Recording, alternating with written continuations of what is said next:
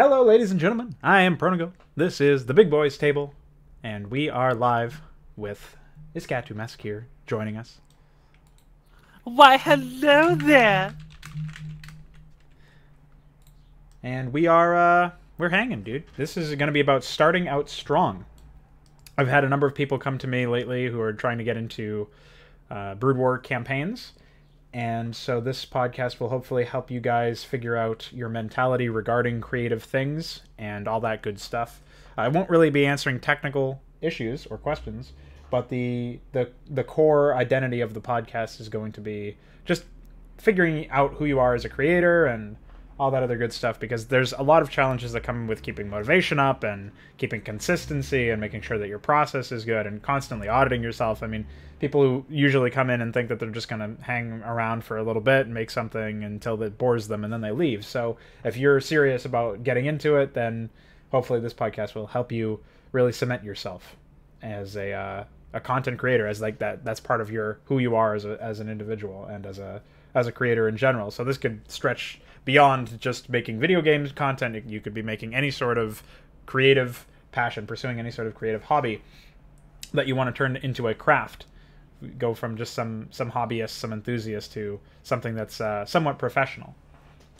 And I'm sure Mesk can speak to the importance of keeping yourself, just understanding your motivations and all that stuff. I mean, we talked some podcasts ago about your relationship with Black Sun and how that sort of really impacted you as a content creator in general. I think you said it was mostly for the negative, but you learned a lot of lessons, I think, either way. And if we can help short circuit that learning procedure to some degree so that other content creators have it a little bit easier, or at least are entertaining the ideas that we all end up entertaining one way or another a little bit easier, then I think that would probably be good for everybody. Let's see. I feel like it's reiterating a lot that I've already said in the past, but I've actually had people come to me that weren't new. Well, they were new compared to me in terms of raw time invested, but they had projects that they had started on and made some kind of progress in.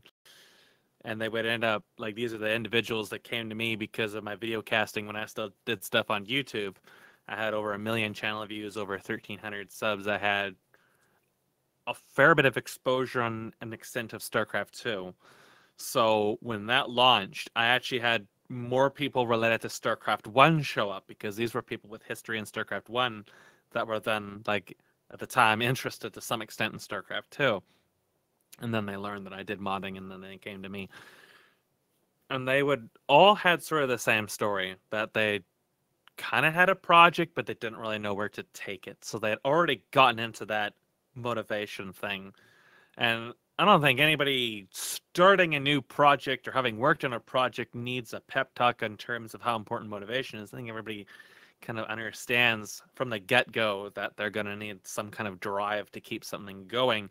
But I think a lot of people greatly underestimate how testing this stuff can actually be. Not just like the process of creating content, because make no mistake, if you can go through a day actually creating content and not have any problems, you're literally working miracles. You're literally juicing Jesus' own cock for miracle juice. Because probably about 90% of making custom content is problem solving. And it's going to be problem solving with logistics. It's going to be bug hunting. You want to get accustomed to something called unit testing. You really, really, really got to keep hammering in testing and reassessing and changing and cutting, especially. So the two things I want to bring up right away is, problem solving and feature creep. Because both of those are going to happen a lot for when you start. You probably are walking into a project with an idea. You want to make a campaign or a mod or something because you've got a really strong idea. And then chances are what typically happens is, as you start actually exercising your ability, once you actually get into the basics and you start exercising, you come up with more ideas as you go along. These ideas will then compound the original idea, and in most cases they'll actually end up distracting from it, which is going to pollute the original thing, and it can very quickly get out of hand. Especially if you're on limited time and limited resources, feature creep is something you need to be constantly aware of. But at the same time, I think when you're first starting out, you shouldn't really worry too much about actually finishing something. You should worry most about learning. Do whatever you want to do that tests you to attempt to improve your abilities. So this is where the motivation thing is going to come in. This is where the drive thing is going to come from.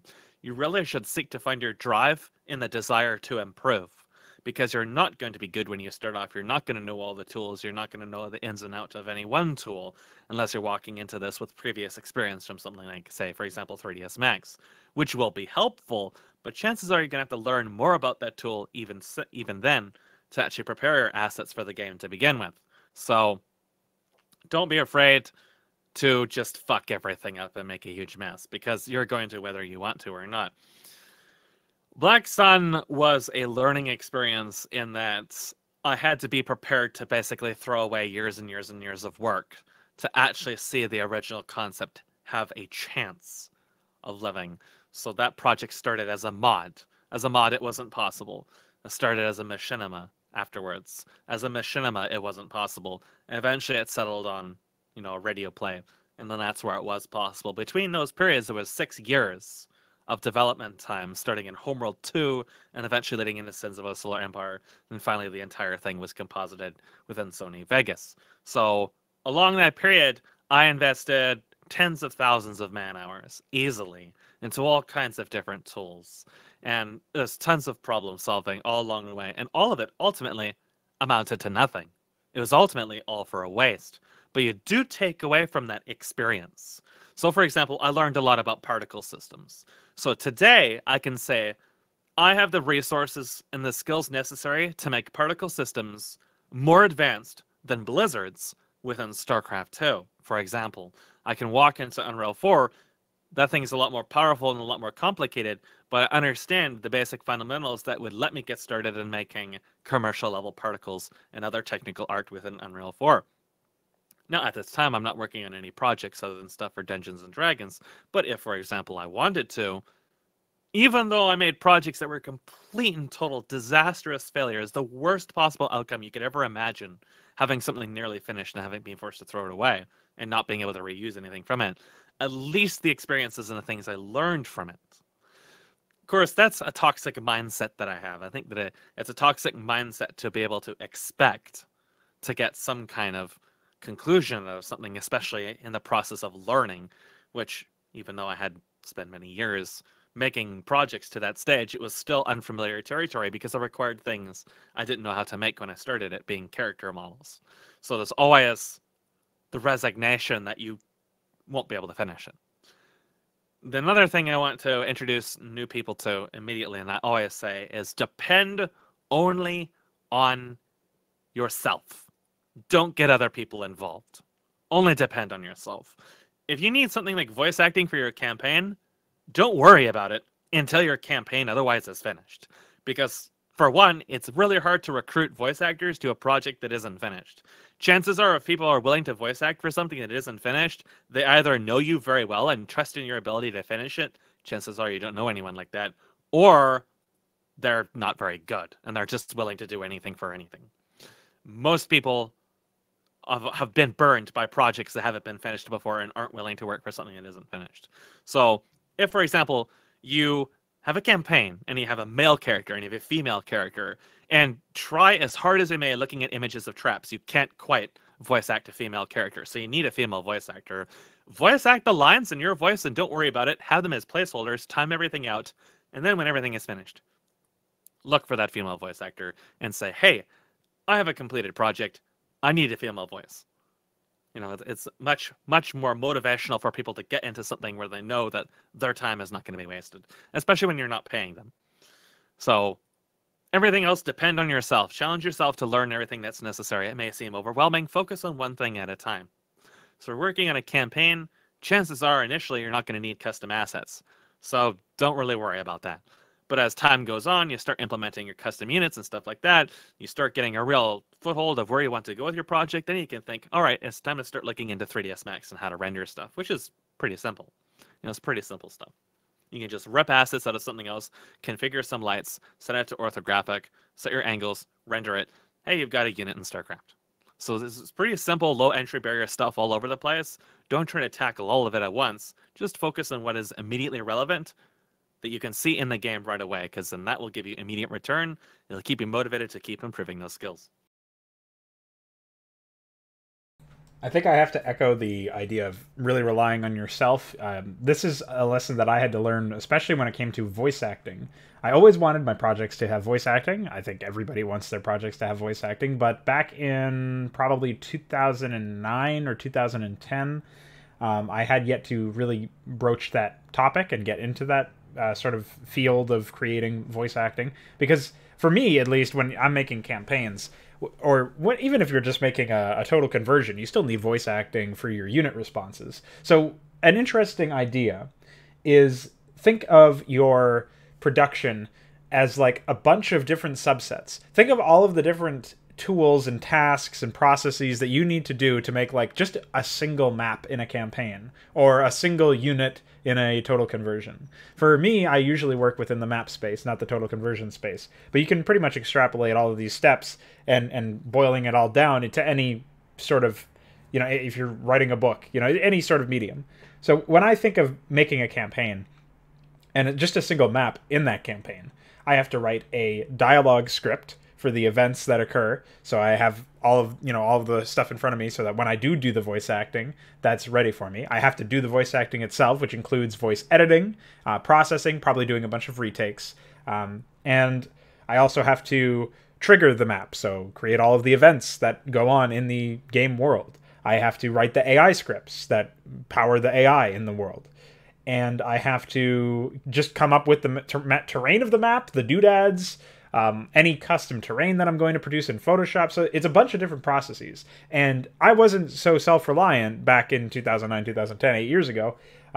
We're talking about a situation where I barely did, I didn't do anything with AI, and I barely did anything with any of the other items that I've listed so far. It was really just making the maps, doing the triggering. Sometimes I would write a script or whatever in a notepad file. Most of the time I would just throw it into the triggers when I did the triggers, which is very disorganized. And what ends up happening is the more that I think that some people work better when they're organized. At least I feel like I do, but it does take a certain amount of willpower to organize all that stuff. But when you're starting out, you have to realize what your abilities are, where the limits of your competence actually is, and where that includes for stuff that you can do but you can't do as well as you would like. You still should do that stuff. You got to practice, obviously. But the stuff that you absolutely cannot do, like in 2010, I absolutely could not do voice acting.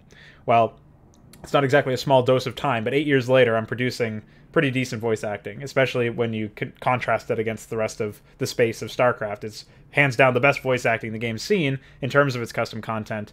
And I would, you could make a case for the original Blizzard. It's probably derivative of that in terms of its quality, but for everything custom made, it's the best.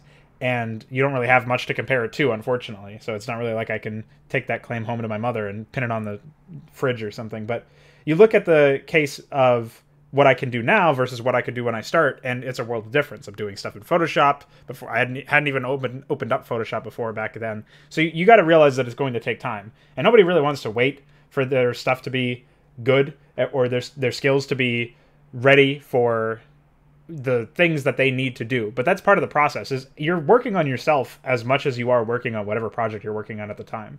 So when Mesk says be self-reliant, what I would say is definitely do that. And listen to what Mesk says, but remember that you also are going to be tackling things that you've never done before when you sit down to write a story or to make a campaign or to make a melee total conversion. Whatever you're working with, it's odds are, unless you've already done it, in which case maybe you can get something out of the later bits of this podcast. But if you're starting out and you haven't made a campaign yet, and even when you continue to make campaigns, and later on you go into the point where you are working on something that is a larger scale, you're going to be doing things that you've never done before. You don't have skills. You have to, hone these skills and actually become good at what you're doing. And if you have the drive to do that, then great. But you also have to understand that if you ever feel down and out, if you ever feel like lacking in motivation to do something that you've never done before, or to even do the stuff that you've always done, you just have to remember it is all a process. And, you're as much of a work in progress as your project itself. Yeah, as a comparison, I started doing 3D stuff in 2001. And today, actually, let's take a better example. 2016, when I last did StarCraft 2 research and was working on StarCrafts and did stuff for Antioch Chronicles Episode 3. Only then, literally like 15 years later, did I start to understand the most basics of UVW. Only then did I start to understand how to actually make them. I always knew what it was. Obviously, the process of reviewing and reverse engineering and stuff like that taught me a lot about it. But as far as actually making it, that was the first times I never, the first times I ever actually got into it. So as a result, I was just like taking pieces of stuff from StarCraft 2 stuff and kit bashing it. And I was like, I want to learn UVW. I want to learn how to UV wrap stuff because it's kind of necessary. And because I was hacking apart stuff to fit with reproportioned StarCraft 2 stuff. And since I wasn't comfortable, I could do that from scratch right away. I ended up re-UVing a whole bunch of things. It's like the custom battlecruisers and stuff I made. And they turned out actually really well. I would definitely say, like, those are the best kit bashes I've ever seen for StarCraft 2, period. Like, there's just nobody actually making quality kit bashes for StarCraft 2 at all.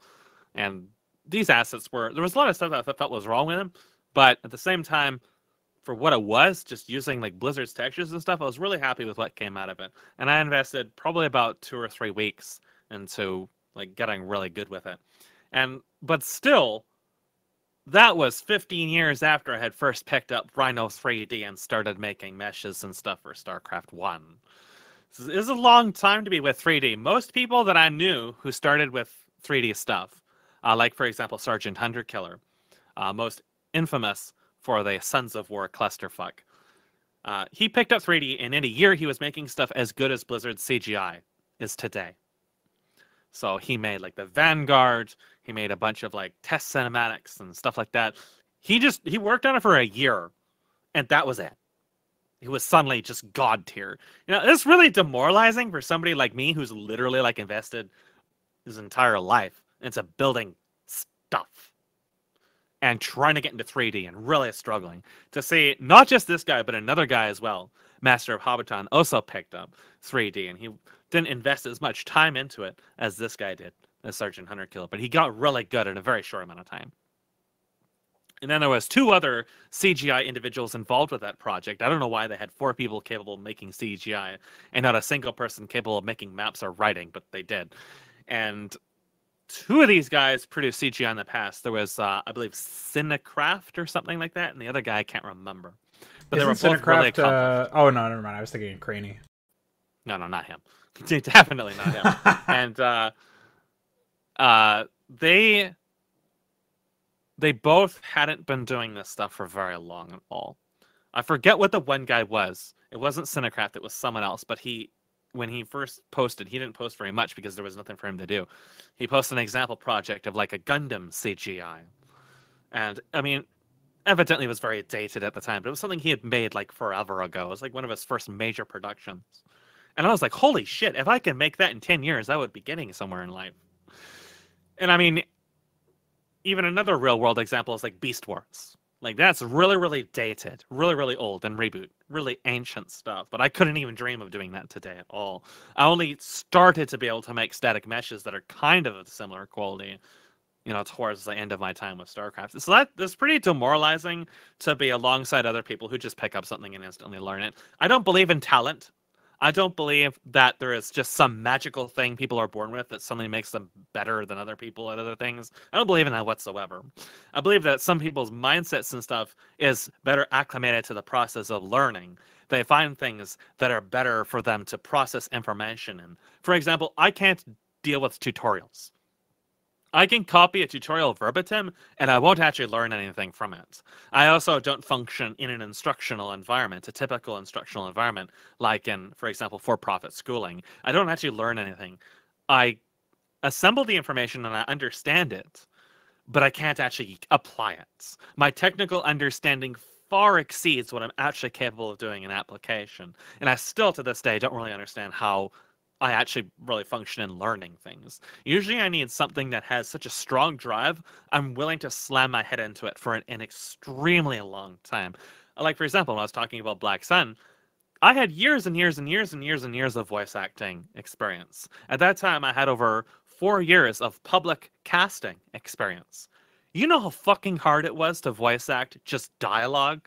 It was ridiculous. I'm talking like 2 to 3 hours plus per paragraph, up to hundreds of takes for certain sentences, because some word compositions I just wasn't capable of dealing with because I have speech disability and my motor skills are kind of whack. Not to mention, I don't really have experience talking to people in general. So for some reason, jumping from unit dialogue to full dialogue in a narrative was actually insanely difficult. And it was super frustrating to go for 2 months slamming my head into the same dialogue over and over and over again. But I just forced myself to do it. And at the end of the day, I can say I'm pretty content with the way the project turns out. There's 2 major points in it I don't like. 2 major sentences I think could have been fixed. But for a 3-hour-long project, you know, at the end of the day, I felt like for 2 months, it was all right. But it was really frustrating and really demoralizing. But at that stage, I already invested like 6 years into the project and thrown away so much, I really wasn't willing to accept defeat. But at the same time, that's another thing I want to warn you about, is OCD. No, I don't mean the literal, actual overcompulsive disorder thing, but something that you're going to attribute to OCD, obsession with something, and really spending a lot of time of it. It's actually beneficial to take breaks from things, because you can reach a certain point where you get so obsessed about trying to do something and trying to do something correctly, you're actually just wasting time. And you're actually like really tunnel visioning to the point you're not even able to function at your skill level anymore. You've got to know when to take breaks. You've got to be able to acknowledge when you're super obsessed with something and it's time to divert your attention elsewhere. When I was at my high point in casting, I would switch between working on like StarCraft 2 or Unreal or whatever, and then doing casting. So I would cast something, and because my encode times were so long, I was basically forced to sit there and do nothing for a day or two anyways. Then I would switch and do something else and go back and forth. When I burned out on one thing and got really frustrated, I would then change my priorities and work on something else. I go back and forth between them. Both of them kept me busy enough that I wasn't really distracted, but I was distracted from the troubles of each other project. I could approach it with a fresh mind. And stuff in Black Sun could be really, really frustrating. Some of those ship models, because of the stupid format converter they had for this garbage program called Soft Image XXI, it would throw just errors, just invalid checksum. And it was actually from hidden metadata that 3ds Max was exporting from the mirror function. No way was this exposed to you whatsoever. You had no way of knowing what this was. But it meant that the models would do anything from crash the game to none of the textures would apply correctly, to the shader model would be busted, to vertexes would stretch off into the abyss, like Warcraft 3 in the What map when there's flying hammers everywhere and they overload the vertex buffer. And you had no way of knowing what the actual source of the problem was. So yes, I spent 2 weeks plus of actual literal man hours on individual ships, deleting pieces, recompiling, deleting pieces, recompiling, remodeling pieces, because something on the mesh was causing this invalid vertex checksum error that was corrupting the entire thing when it went into the game, and I was completely shooting blind. So believe me, I know all about the frustrations of dealing with, you know, shitty software, no QA whatsoever, you know, no debugging tools, whatever, extremely vague problems, hunting in the dark, all this other shit. And you will run into that. It will probably not be the same kind of thing I was dealing with, because chances are the tools you're working with are not made by crap companies like Ironclad and Stardock, but you're still going to run into problems. There's still going to be vague things that consume huge amounts of your time, and you have to be able to treat them as an isolated body and look past them and focus on other things when it becomes too obsessive. But don't forget them either. Don't forget them. Don't leave problems in your project. Yeah, well, that's the problem, is a lot of people are going to look at the motorcycle that flies by my house. A lot of people are going to look at the way that it's been best described to me is that there was a man talking about he wrote this massive like game guide to Counter-Strike back in the 1.6 days, or maybe it was the source days.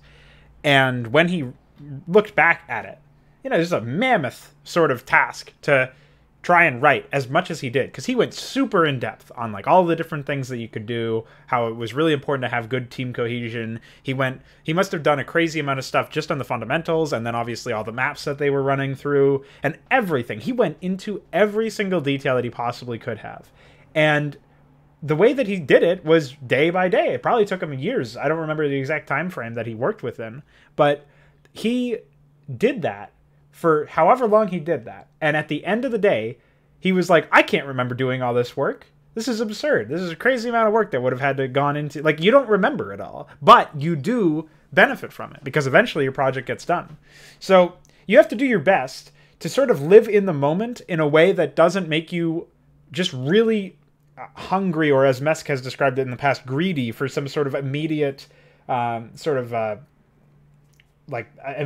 serotonin rush of being able to call your project done. And that's why we also oftentimes will flippantly call people lazy when they don't do this, when they don't have the discipline or the willpower to say, you know what, it's just not ready yet. It needs another day or another week or another month. I need to spend 2 weeks bug hunting my models, like you were just talking about with your vertex issues or whatever. And you have a huge problem like that. That's really obvious, and you're not going to feel good about releasing it that way. And you have to just realize that it is going to take you a long time. Someone in the chat's talking about the StarCraft 2 data editor and how that would have taken them 2 weeks doing the same stuff over and over again to understand. And it's the same sort of... It'll take longer. Probably, and that's the thing, is it's the same sort of concept. You have to realize that if your goal is to make something in StarCraft 2, first of all, my condolences. And second of all, you have to realize that it's a mammoth task to understand what's going on in the back end. And if you don't already have some sort of predilection towards programming, if you don't already understand some of the source material, then you're going to be at a huge disadvantage compared to somebody who already takes to the information accurately or quickly. Mesk, you said you don't believe in talent, but I think that what ends up being misconstrued as talent a lot of the time is exactly what you just described, where you have the idea that certain people just take to information and they take to learning in a better way. And there's a bunch of studies where you can sort of min-max your existing, like where you fall in the IQ department or whatever. But you look at, for example, if you do exercise, if you go walking or running or something for like 10 minutes, 20 minutes, and then you sit down and try to learn something, at least what's been reported scientifically is that actually improves your ability to learn and ability to generate some sort of creativity. And it'll probably end up improving your willpower too in the long run. But just in the topic of learning, if you're having difficulty learning, you try to exert yourself in a safe way that's not going to fuck you over, and then you sit down and you really take to task at the problem, and usually that tends to help people. And it certainly has helped me in the past. So, that's one of those like little hacks that you can do to try and push yourself to your limits. But if you're already feeling like you're at your limits, and it's a start of a very long journey when you're starting out on working on a project, you just have to get your feet wet, I think. And Mesk was talking about don't worry about trying to finish everything that you start. Don't worry about know when to give up on a project, know when to abandon it, and know when you're able to work through the good parts or the bad parts or whatever, and make it into something that ends up being released, like what happened with Black Sun. And I think that that's like a big deal. Besides Inconsummate and Hydra, like before Inconsummate, I did not make a single project. I didn't finish a single one. But I've been working with the game for like 10 years or 15 years or something by the time I released Inconsummate. Now, you can discount some of those years because, maybe I was really young. So like when I started out voice acting, I say that I have like 10 years voice acting experience or whatever, but when I started out, I was like 12 or something. I don't know. I was probably 14 or 13 or 14 when I recorded my first voice acting. Still experience that ended up helping me, though. Even though I obviously didn't generate anything of value at the time, I would be building towards being able to do what I needed to do for my own projects in the future.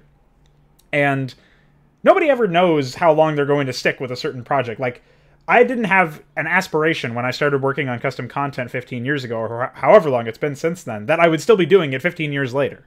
Nobody ever thinks that they're going to do it for that long, most likely. And even if they do, they don't know for sure. So I would say that you approach... I don't know what you think about this, Mesk. I try to approach the concept before you're really in the thick of it. If you really can try to approach the core identity or the practice of making custom content with the mindset of a hobbyist, or not the mindset, but like the you're looking at it as if it were not the be all end all of your existence. You don't put a whole lot of pressure on yourself if you don't get a chance to actually finish anything, but with the openness for it to develop into something more, and for it to really become your passion to the point where you are turning your hobby into a craft. And I think that that's probably like the best aspiration you can really get out of custom content. Once you're there, then you just don't stop working until you're tired of it anymore, I guess. Because I can't see an end in sight for me, and I've been working on it for, like I said, like probably 13, somewhere between 13 and 15 years. I mean, when I started voice acting, I was like 4 or 5 years old, and it wasn't even voice acting. It was just random shit on a tape deck. And I grew up with that. And I grew up with radio plays, like The Shadow and stuff I mentioned in other podcasts. And I didn't think that was going to result in me getting a computer. I didn't even know what the fuck a computer was until I was like 10 years old and StarCraft came out. And then I was introduced to it completely by chance means. And then we ended up with a computer and I had StarCraft by completely by chance means. If you told me that a year from then I would be making total conversions for this game, I wouldn't even know what the fuck you're even talking about. And then I was there doing that. And that was the golden age between 2001 to 2006, the first half of 2006, was when I just didn't actually give a shit. I didn't give a shit about really anything. I basically, if there was something I couldn't do, I at least attempted to do it. So music composition and modeling and all this other shit. I walked in only with voice acting experience. I had not a single redeeming quality to my name whatsoever, other than this voice acting experience. So when I first picked up the microphone for the computer, I was already really good. Surprisingly really good. And sound editing was really easy for me to do too. I started with Goldwave. And I was able to make good voices right off the bat. And I just threw myself at StarCraft, and I didn't really care. And I burned through projects like crazy, but they were big projects too. Any one of the projects that I discarded that year was larger than any of the StarCraft 2 projects you're probably ever gonna see, because they were all full total conversions. Usually they were lacking in some like polish, some that were unstable, but they were big. Like they were major projects, and I would burn out really fast. I would burn out very fast. So most of those projects had 1 to 2 months or so of life before I burned out on them. And it has been so long, I don't really remember the specifics of why. I unfortunately can't like extrapolate some really hard hitting lesson from all that. I really wish I could, because maybe then I would have saved myself the grief of all the shit I went through after that. But at the time, I didn't really like it. It kind of stung that I was throwing away work, but I really didn't care, because each successive project after the last advanced more and more and more, and advanced my understanding until the stage that within 2004, I was literally one of the only people who made custom content for StarCraft, period, other than a handful of people still making maps for BattleNet. And then we saw more modders show up later on who never even attempted the things that had become basically a standard for me years and years and years and years ago. And I never really got involved with them that much. I never really saw it as necessary, because at that stage I'd become kind of embittered by people's lack of drive. And yet, at the same time, I continued to want to improve. That was like in 2009 when I released Armageddon Onslaught. I was like, well, I've kind of reached the limit of what I can do with StarCraft until I learn reverse engineering, and I don't have the drive to do that. So I was on this precipice where I was like, I've made things, a lot of things. Most of them were disgusting, atrocious failures that embarrassed me to no end. But there were a lot of things, and they were a learning stepping stone.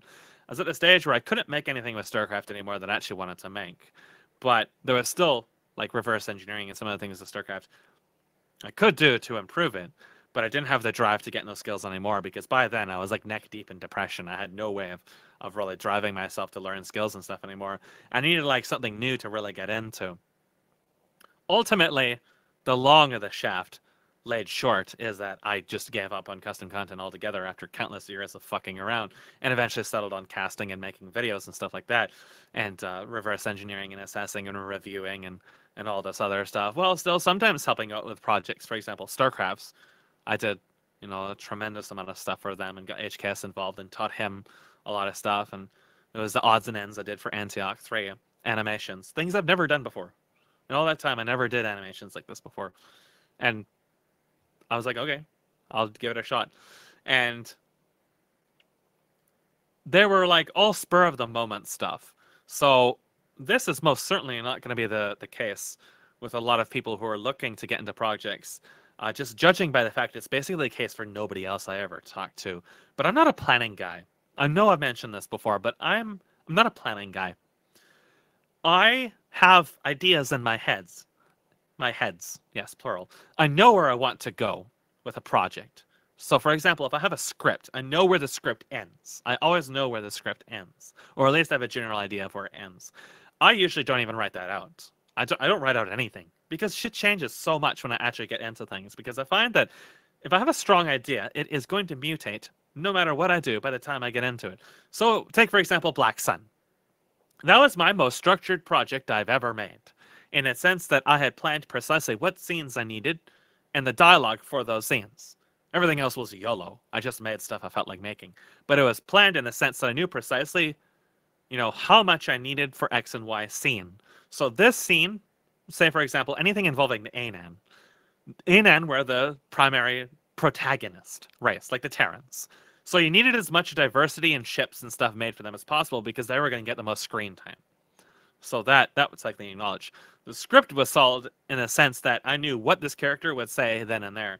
But even in the final product, after so many iterations, half of that radio play is improvised on the spot with no script whatsoever, including basically all except for one of the scenes, the combat scenes, the present tense scenes. Those are all improvised on the spot. And I feel like those are the best of the entire thing. Those are the best out of the entire construct. Because I tend to flight so fancy, and I don't think scheduling is a good idea either. Don't set yourself up for a release date. You will cut corners. It's a bad idea. Don't be worried that you haven't released X or Y in X amount of time. That's a bad idea. Chances are, if I was still working on Apex as a StarCraft 2 campaign, it would be another 10 years before it was completed because of the sheer scale of it, and I didn't really care. I was going to look into having someone reverse engineer the game and freeze the version so I didn't have to worry about Blizzard fucking everything up over that course, as well as removing the online-only requirement. But, at the end of the day, it's still 10 years of work I was looking at. Like, that's a pretty modest projection based on my previous projects. And that's okay. That's all right. You got to accept that that's okay, because chances are, if you're actually really serious about getting into a project, you're really serious about spending time on that project. So don't cut yourself short halfway through by deciding you've suddenly gotten cold feet and now you want to release it. And don't give a shit about what other people are doing. When I was in Antioch Chronicles, I remember specifically someone complaining that someone else had released something and they hadn't finished whatever. Well, it took them like over a year to push the release after that stage, and it was still grossly incomplete and untested. So it didn't matter. And if they had forced themselves to release earlier, they would have been in an even sorrier state. Don't care about how much time something takes, so long as it gets done right. Which is to say that, yes, you're probably going to spend weeks trying to do one tiny little thing, and somehow you're going to, propel yourself through some other component that you expect to take a long time. You're going to get it done in record time, and you're going to feel really bitter about having spent so much time on something else. Learn not to give a shit about that. Just don't care about how long something takes. What you do want to care about is the interaction you're having with the content while you're spending time on it. You mentioned people talking about the data editor for StarCraft 2. There is no worse software that could be recommended to you to get into to make a campaign. StarCraft 2 makes the process of learning incredibly painful because it is so slow and disorganized. I want to introduce you all to something called UX, or user experience. You're surely familiar with the term UI, or user interface. Well, UX and UI are obviously very similar concepts, but UX goes beyond just the interface. UX is about workflow. It's about how you, the user, are using something. Blizzard doesn't understand the fundamentals of UX. They haven't for a very long time. StarCraft 2's editor is blind compiled off of some third-party library for net based on XML files. So if you don't understand how those XML files are actually working, you're in for a very, very rough time getting through the data editor. And even if you do understand what you're going on, every single action you perform is arbitrarily confined by the sluggishness of the editor and the fact it's so disorganized. You have to hunt for information all the fucking time. It's going to be a very bitter experience, no matter your skill level. If you are godlike with the editor, you are still going to take a very long time to perform the most basic of actions. If you're hard set on getting in StarCraft 2, I highly recommend getting familiar with doing it exclusively through XML. Do all the data through XML as much as you can. You will save yourself a lot of time. It's going to be really complicated to get into. You have to understand that a lot of things are associated just by name and ID. So some things are going to be very, very, deceptive at first glance. That's why duplicate always confuses the shit out of people, especially with things like beams, because duplicate doesn't duplicate and rearrange certain IDs, especially in stuff like actor events. Once you understand that, you can use duplicate willy-nilly, and you'll never have any problems whatsoever. But most of the people who are using the editor didn't understand that. So duplicate was then said to be not recommended. And then people wouldn't explain why, because they didn't actually understand why. They just think, oh, duplicate makes everything broken, so don't use it. I mean, to their credit, it's just not explained anywhere, so... I mean... Yeah. That's one of those issues where you really do need somebody to reverse engineer or at some point delve into like the programming side in order to really understand stuff like how to use XML to... Well, you don't really need to be a programmer to use XML. XML is the furthest thing from a programming language you can get. None of these scripts like Lua or stuff like that constitute as real programming. They're programming at the very best. And as a recommendation, don't use any game with a Lua. It's terrible.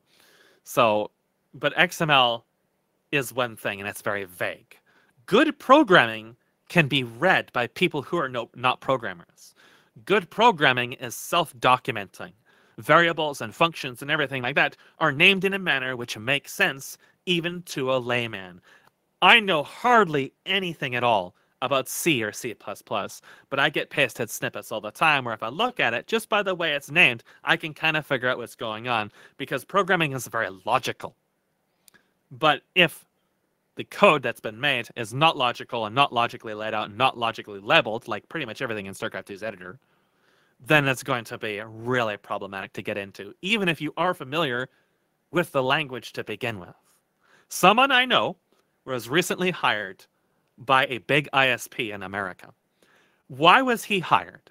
They doubled their offer for his payment a day after they accepted they gave him a job offer for his resume. They doubled it in a day. Or 50%, I think it was, not doubled.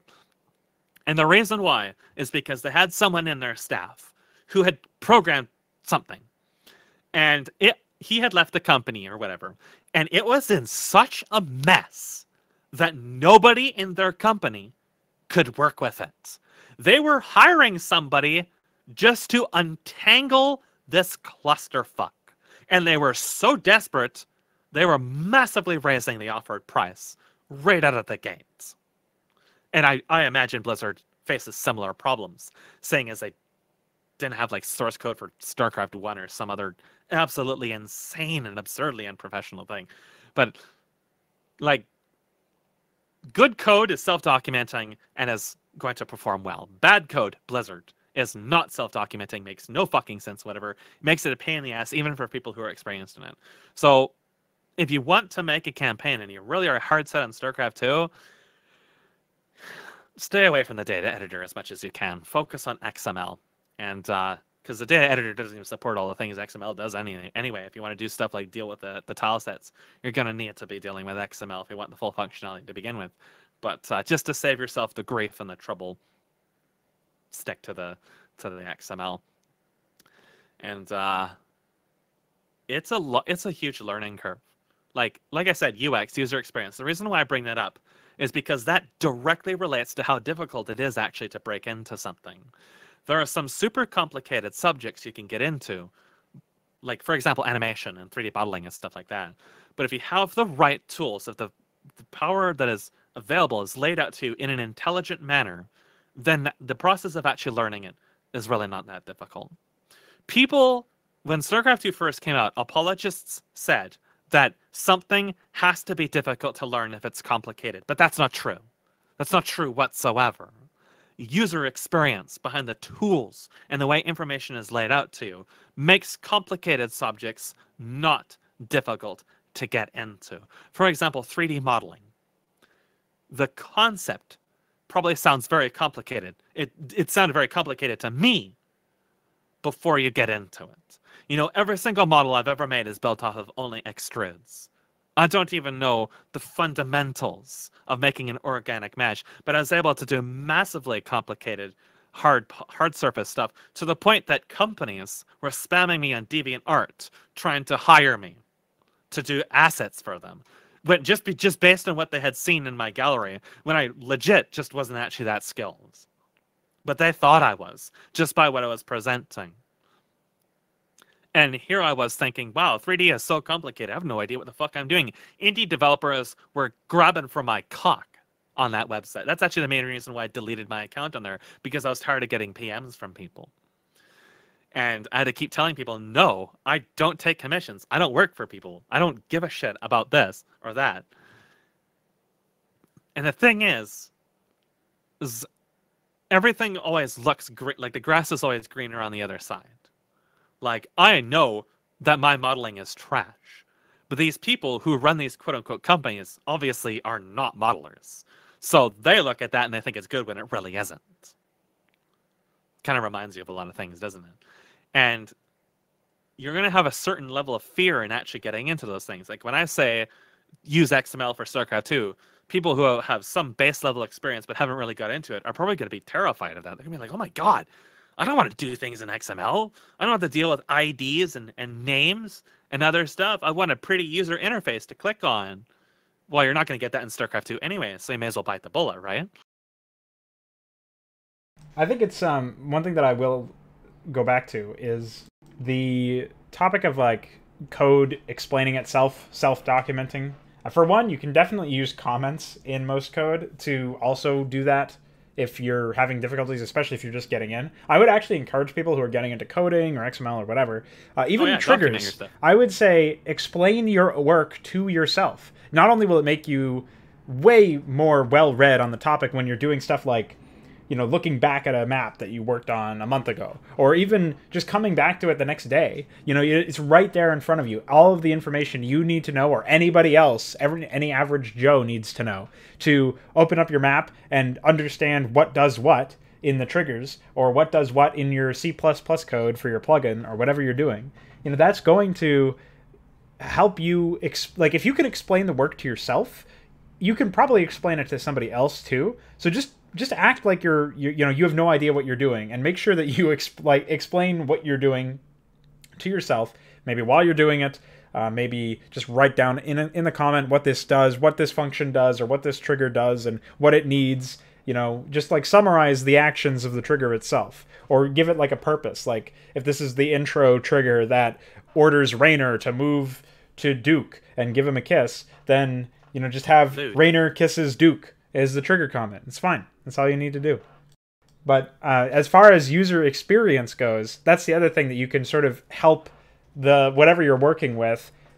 By commenting it yourself, you're basically going to help the overall idea of whatever you're trying to get across with the code, with the triggers. You're going to help get that across a lot smoother and improve your own user experience as the creator of the production who is actively working on something.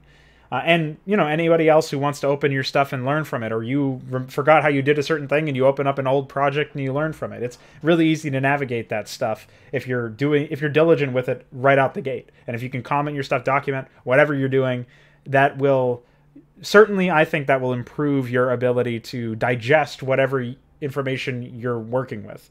You know, if you're able to do something that is really arduous or requires a certain technical finesse, make sure that you comment on it, especially those sorts of things, because that will, or if something is just really complicated, like there's really complicated trigger sequences for a cutscene or something that you're doing, you know, the end of game cutscene or opening cutscene. Well, hey, in this intro to my map, then, you know, we have like 12 different units moving in different patterns and, or whatever, you know, whatever dance routine you're cooking up for your intro, that you got to figure out exactly what you're doing and what needs to be done, and making sure that you document it is going to make it a lot more easy to separate out bits of that trigger or bits of that function to the point where you can very easily debug things and fix bugs and all that other stuff that comes with the testing.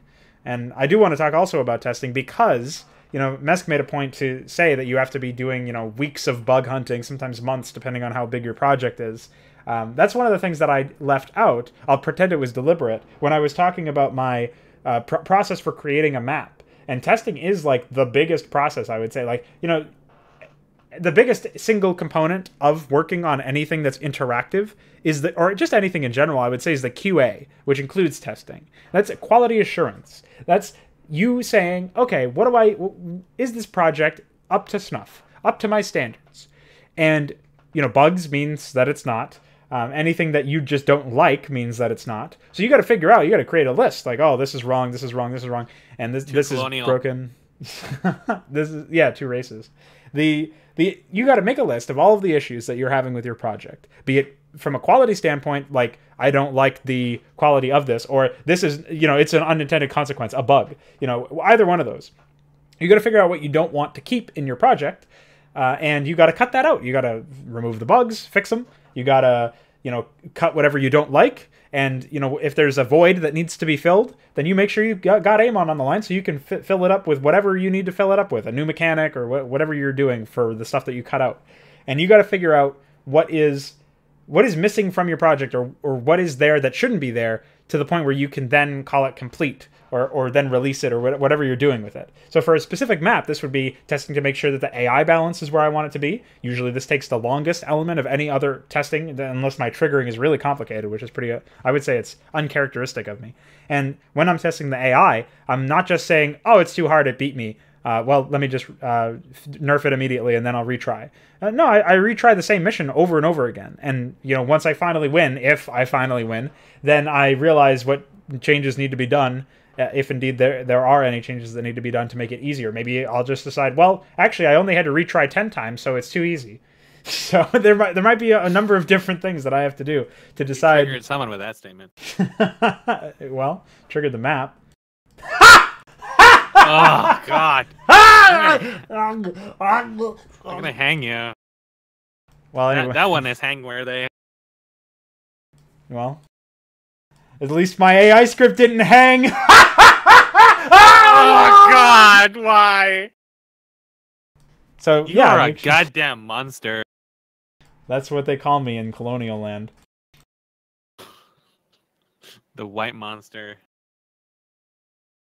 So what do you have to say about testing anyways? I feel like that's like another really important point that we got to nail down more than we already did by screaming about puns. Oh, shit. Testing. So, am I testing your patience? Yes, actually. So, Jesus Christ, the garbage I have to put up with these days. So, I guess I'll just describe some of my testing processes and go from there. So let's take, for example, Armageddon Onslaught. So Armageddon Onslaught had some units in it that were quite complicated, at least at the time. Like, they did kind of non-standard things. For example, there is one of the... it's like one of the guys that shoots the white clouds, one of the ground units. The graphic was really displaced on certain angles and certain animations. So each block of the AI script for very specific angles and stuff like that, depending on where it faces and what animations it's doing, would adjust the graphics pixel height. I have to go AFK. So, but like as an example, I had to unit test that, which means I had isolate it, because I can't just watch the AI controlling it, even though the AI is going to be the only one controlling it. I have to really, really fuck around with just that unit, trying to provoke all kinds of edge cases, like interrupting animations, attacking and splitting things, like just doing all kinds of stuff and wiggling around things to try to provoke certain behaviors in the headers for the iScript, because when some things would interact, and they didn't do it very often, like if certain things were interrupted, it would break shit, and it kind of like crashes or things would happen really strangely.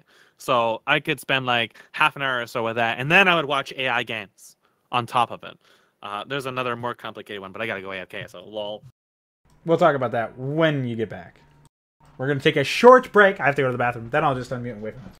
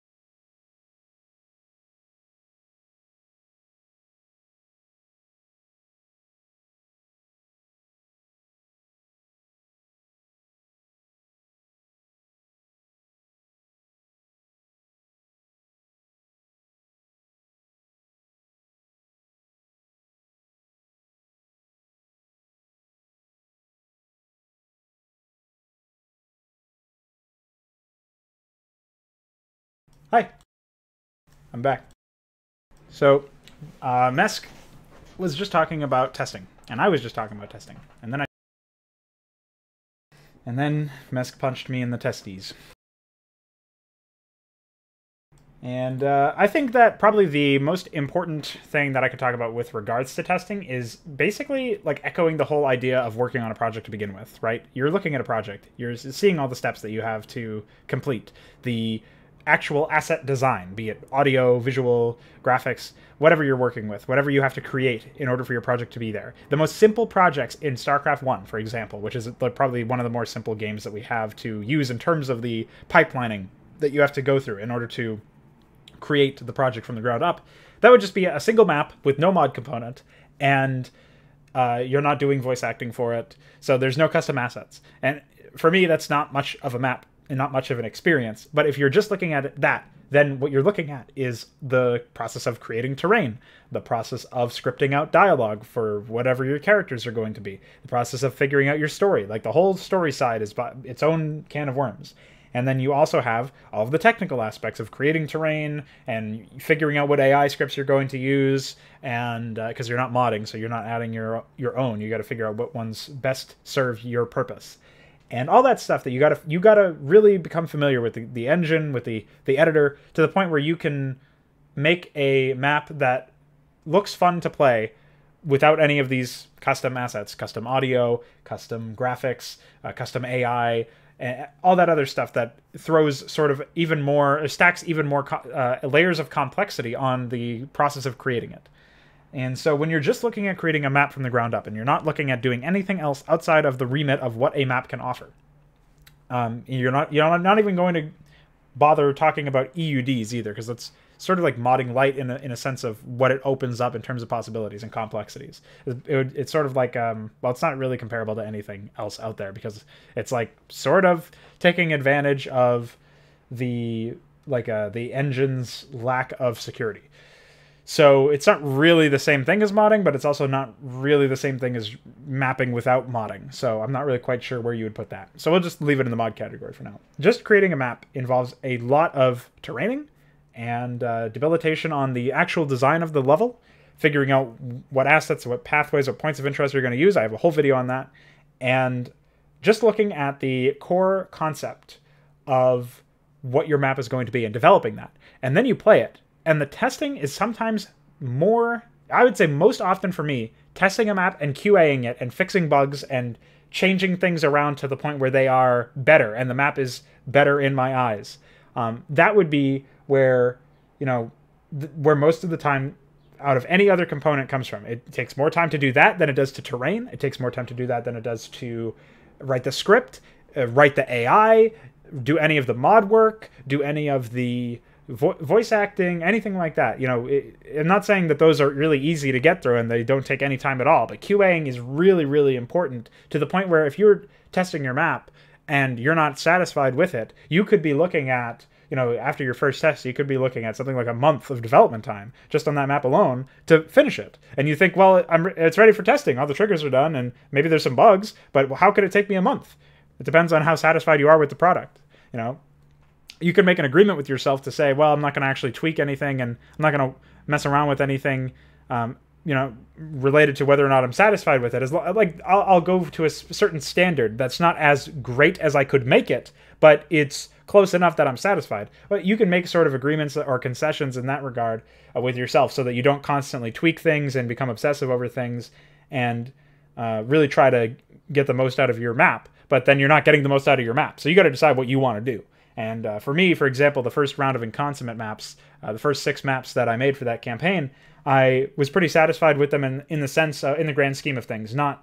Wasn't satisfied with them on an individual level. Just as a unit, I thought, well, it was a pretty good campaign. It's the best campaign the game has seen, but you know, it definitely could be better.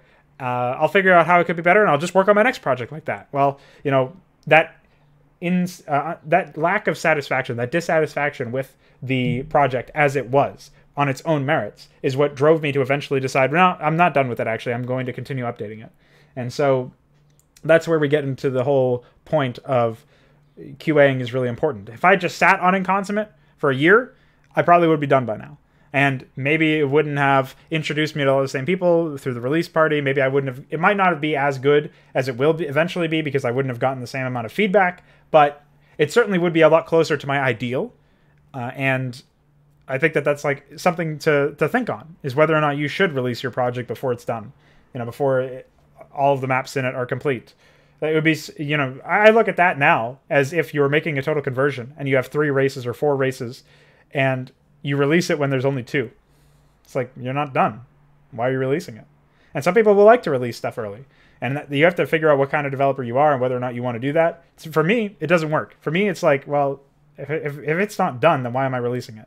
Now, unfortunately, I haven't really walked that walk in the past, so it might come as a surprise to some people because obviously IskatuMesk was released when the first 3 maps were done, and then I just released the rest of them bit by bit. And the same exact thing happened with Project Hydra, except it was even more egregious in that sense because I went back and heavily modified the core elements of the project, including older maps and the mod components of those maps, like the AI and the upgrades and the heroes, to the point where it's not even remotely close to the same thing that it is now when it just launched. And I'm not just talking about the new maps that I've added, I'm talking about like the way that I've overhauled the old missions. So you're kind of creating more work for yourself and also an added sort of veneer of pressure where you are releasing this stuff publicly and you're not like, you want to be able to say, this is the definitive final version of whatever I'm releasing.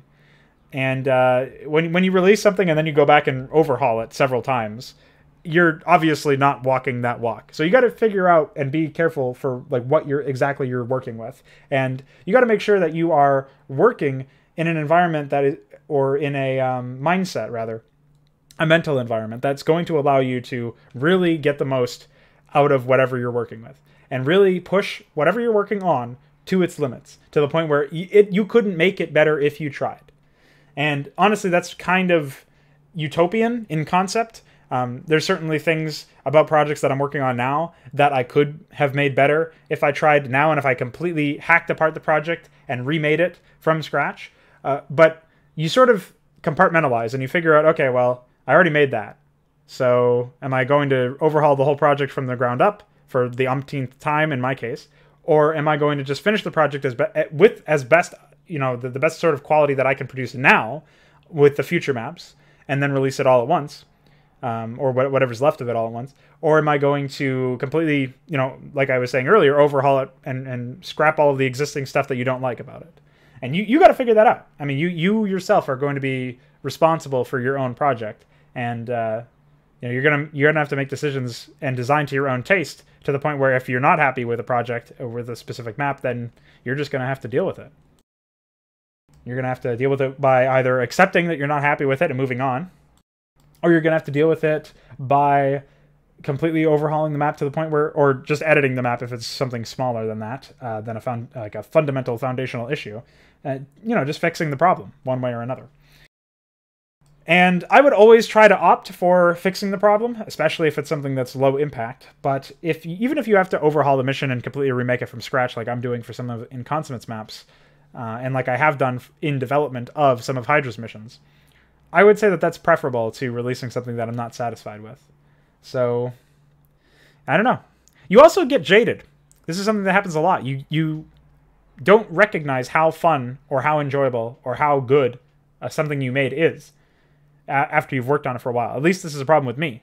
I don't hold the early Project Hydra missions in any esteem whatsoever. But I also haven't worked with them in a while, and I haven't really played them myself either. And even when I do play them, I've played them so much that it's almost like reflexive at this point. I've play tested them so many times that when I play them just to play them, I'm not really getting the full enjoyment out of it. I'm the creator. I know what to expect. I've play tested it a million times. So it's it's lost a lot of its luster for me. And then when I see somebody else playing it, like people who make playthrough videos of it and put them on YouTube or whatever, and they send me the videos, I usually I'm surprised at how enjoyable the missions are from their perspective. I'm not saying that you should surround yourself with yesers who are just going to yes you to death anytime that you ask for feedback. But every now and then you should probably just think in the back of your head, well, maybe I'm not satisfied with it because I've just been working with it for so long. You got to figure out how to combat that. Maybe giving somebody else the opportunity to look at your project and play through it and give it, live stream it to you, or just record it locally and send it to you afterwards. And, maybe a second set of eyes will actually be helpful in that. It might sort of fix that issue where you feel dissatisfied with something, but you can't really put your finger on why you feel dissatisfied with it. Or you're thinking, well, maybe I'll just overhaul it and completely remake it. That might work for the short term, but then maybe you just end up losing the next version of the map ends up losing its luster in the same way because you overkill yourself. You get jaded just by playing it over and over again. And that has happened to me more times than I can count. It's something that you just have to recognize as a phenomenon and move on from it.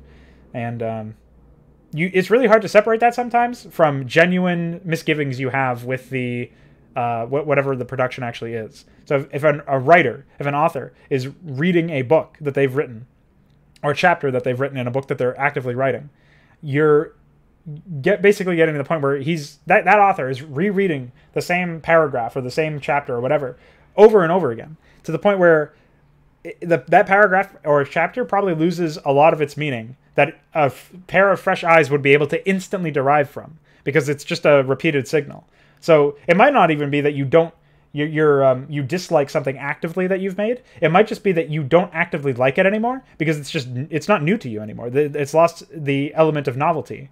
And you also know it inside and out. You know it better than anybody else is ever going to know it, even if they play it over and over again. The odds of somebody playing your map the amount of times that you've played your map are incredibly small. Not because it's bad, not because it doesn't offer enough replay value, because you have to QA and test stuff, and you've played countless versions, and you've put so much work into whatever you're working on that will never be translated because you've scrapped so much and you've cut so much. And that's just how it's going to be. You got to accept that. That's one of the sort of challenges that very few people who create stuff really talk about, is when you're working with something, there are probably months to years worth of work that get accrued, worth of man hours or whatever, that nobody will ever notice, and nobody could even notice because it's stuff that you never release. And that's not an argument for releasing everything you make either, because you're going to make shit that's actual shit that's not good. And you got to know when you've done that, when you've made that misstep. You got to evaluate it yourself and figure out whether or not you would play your own project. It's sort of like these people who want to, live stream or make videos on YouTube or whatever. You got to ask yourself if somebody would watch your content. You got to ask yourself if somebody would play your maps. You got to ask yourself if somebody would read your book. And if you can't answer that question in a positive manner where it feels like, oh, actually, yeah, they would actually read this stuff, or they would actually play this stuff, then that's something that, I mean, for one, it's going to cost you some time to research that. You got to introduce this work to other people and say, get some opinions of people who are already on friendly terms with you, like your friends, your family, whatever. But you also have to figure out, why that is. If it is the yes or the no, you got to figure out what you're doing right and keep doing that and do more of that, and what you're doing wrong and fix that.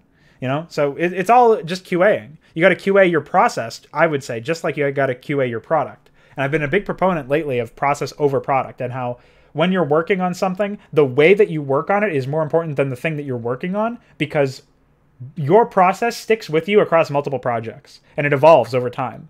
But your project, once you're done working on it, it's never going to be seen again, right? You're not going to ever spend time on it again unless you're playing it.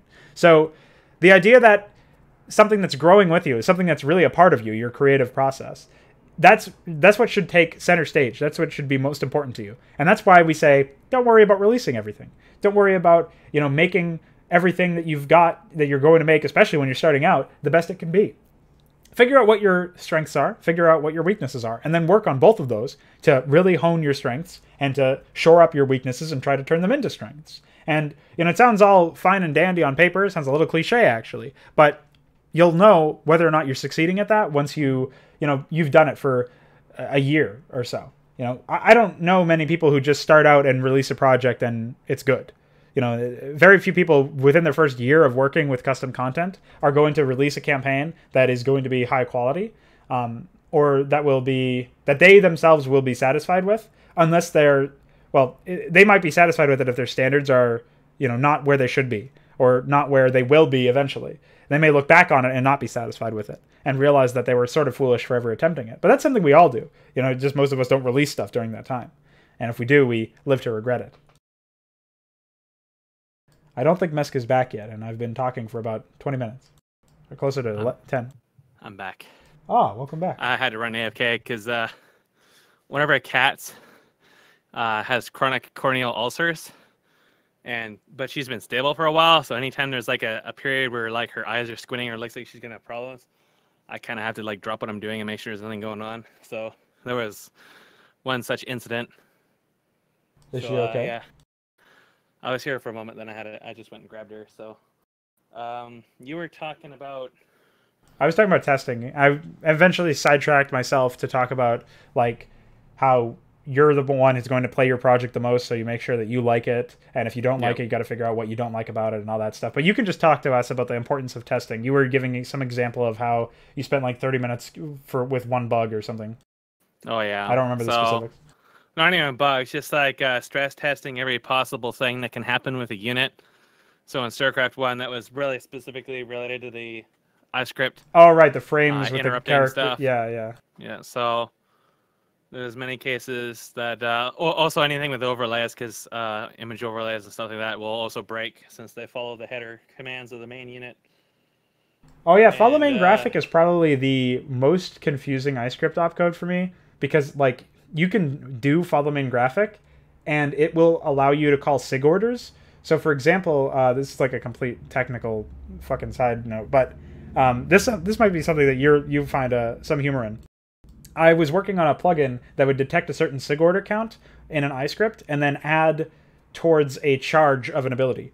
And when that sig order count happened, that was when it would add 1 charge. But it was adding 2 charges, and I was wondering why that was. But it was only doing it after the first sig order call. And it turns out the sig order call spawns a follow main graphic opcode, and then that follow main graphic was calling sig order. You can actually get clones of a graphic calling the same sig order. It's pretty hilarious. Well, this is an easy way to crash the game, is have a buffer overflow by indefinitely spawning shadows or something similar. Oh yeah, if you have follow main graphic and it calls the shadow imgul rather. If you imgul a shadow in a follow main graphic or in an iScript that is following the main graphic, you're gonna be Well, that would probably be funny for like the 5 seconds before it crashes. Yeah. Also, this is another thing I want to point out is really useful for taking breaks in and stuff like testing things, because even when testing, you can kind of tunnel vision onto certain things. So sometimes, especially for like my video projects, like when I was working on Black Sun, I mean, it was only 3 hours long, so it wasn't really that long, but I was like constantly working in one area and I'd re-listen to the whole thing, and it would kind of like desensitize me in some ways. So that's when I would like take a break for like half a day or something, or work on a video or something, and come back and then re-listen to it again. I notice a whole bunch of new things. So that's also one of the reasons why I have like a 2-stage review for games. Obviously, there's the process of playing it, but there's also the process of verifying it. So I don't blind release stuff, or at least I try not to. I always verify it, which means I go through the entire thing and watch the entire thing, even though it's something that I played. It's not only just to find like issues in the actual video encode or the audio, but also to review my play with the game as well. That's where a huge chunk of the review process actually comes from, because gut reflexes are useful for a subjective review and an analysis of something like user experience. But when like doing in-depth analysis, it's useful to actually look at your experience with the game, which is actually, now that I mentioned that, I reminded of something else I wanted to mention, I wanted to bring up. If you are capable, and that sounds like I'm moving around now because I am, I'm trying to keep this cat from hiding on me. If you are capable, when you are in the process of playtesting your project, record your test sessions. If you have people doing testing for you, have them also record your test sessions. With something like OBS and the average modern day hardware, as powerful as it is, chances are you're not running on something that's from 2009 like I am. There should be no excuse that anybody can't provide you a recorded playthrough of their time with your project, or at least stream to you it. It is invaluable. It is far more useful than just like a couple lines of text. It's always great to get opinions from how people actually felt when they were playing your project, but seeing how they came to those opinions is one of the most powerful tools you can put in your arsenal as someone looking for quality assurance and testing, and also bug hunting as well, because chances are most people are not going to notice bugs. Most people are just not trained for actually like really paying attention to what's going on. But you as a developer will just naturally, by extent of knowing how everything works in your project, be able to point out every and any bug they encounter that they otherwise didn't notice. So having their sort of unique window into your project is extremely valuable. So Oh yeah. I would highly recommend you to get video playthroughs from your testers. That's exactly what I actually talked about that in my side rant, where I was talking about how you get jaded with working on the same thing over and over again, and eventually you just sort of get burnt out if you're trying to constantly test the same thing for 8 hours a day or whatever you're trying to do in order to find bugs. And you know, this also works to what you were just talking about with video reviews or video playthroughs, even if it's just play testing, like private testing or whatever. What I found out is when Connor made some videos of Project Hydra today, and I was watching them, and I noticed some things that did indeed look off, and I suspect that they're related to some of the latest patches that Blizzard has been putting out for Remastered. But regardless of the cause, they definitely clued me into some issues that, you know, he didn't notice himself. But the core point of watching other people play your products, especially if they can do like voice commentary instead of not being completely silent, that is really invaluable for me, because what ends up happening is, at least for me, a lot of the times I will be completely burnt out on a particular map, and I'll be like, oh, I can't I can't stand playing this map, for the umpteenth time trying to find a bug or whatever. But eventually I'll fix the bug. But at that point, the damage is already done. I'm sort of burnt out on it. When I see somebody else playing it and they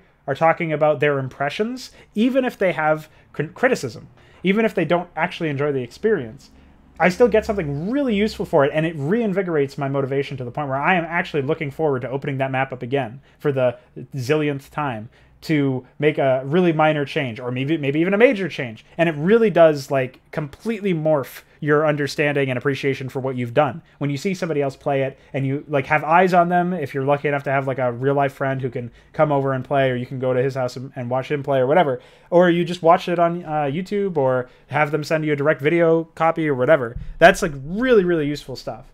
And I would definitely second what Mesk says, where you have people record your project, play it. It is an invaluable invaluable resource, to the point where you can really make some serious changes. to your project. And even if you don't end up changing anything about that, you might still end up figuring out a way to modify your process so that your next project, or the one that you're working on now, can benefit from it. This is something I even do with D&D, actually. One of my players records the games, and my post-game process always involves first reading the log and then going through the video recording of the session.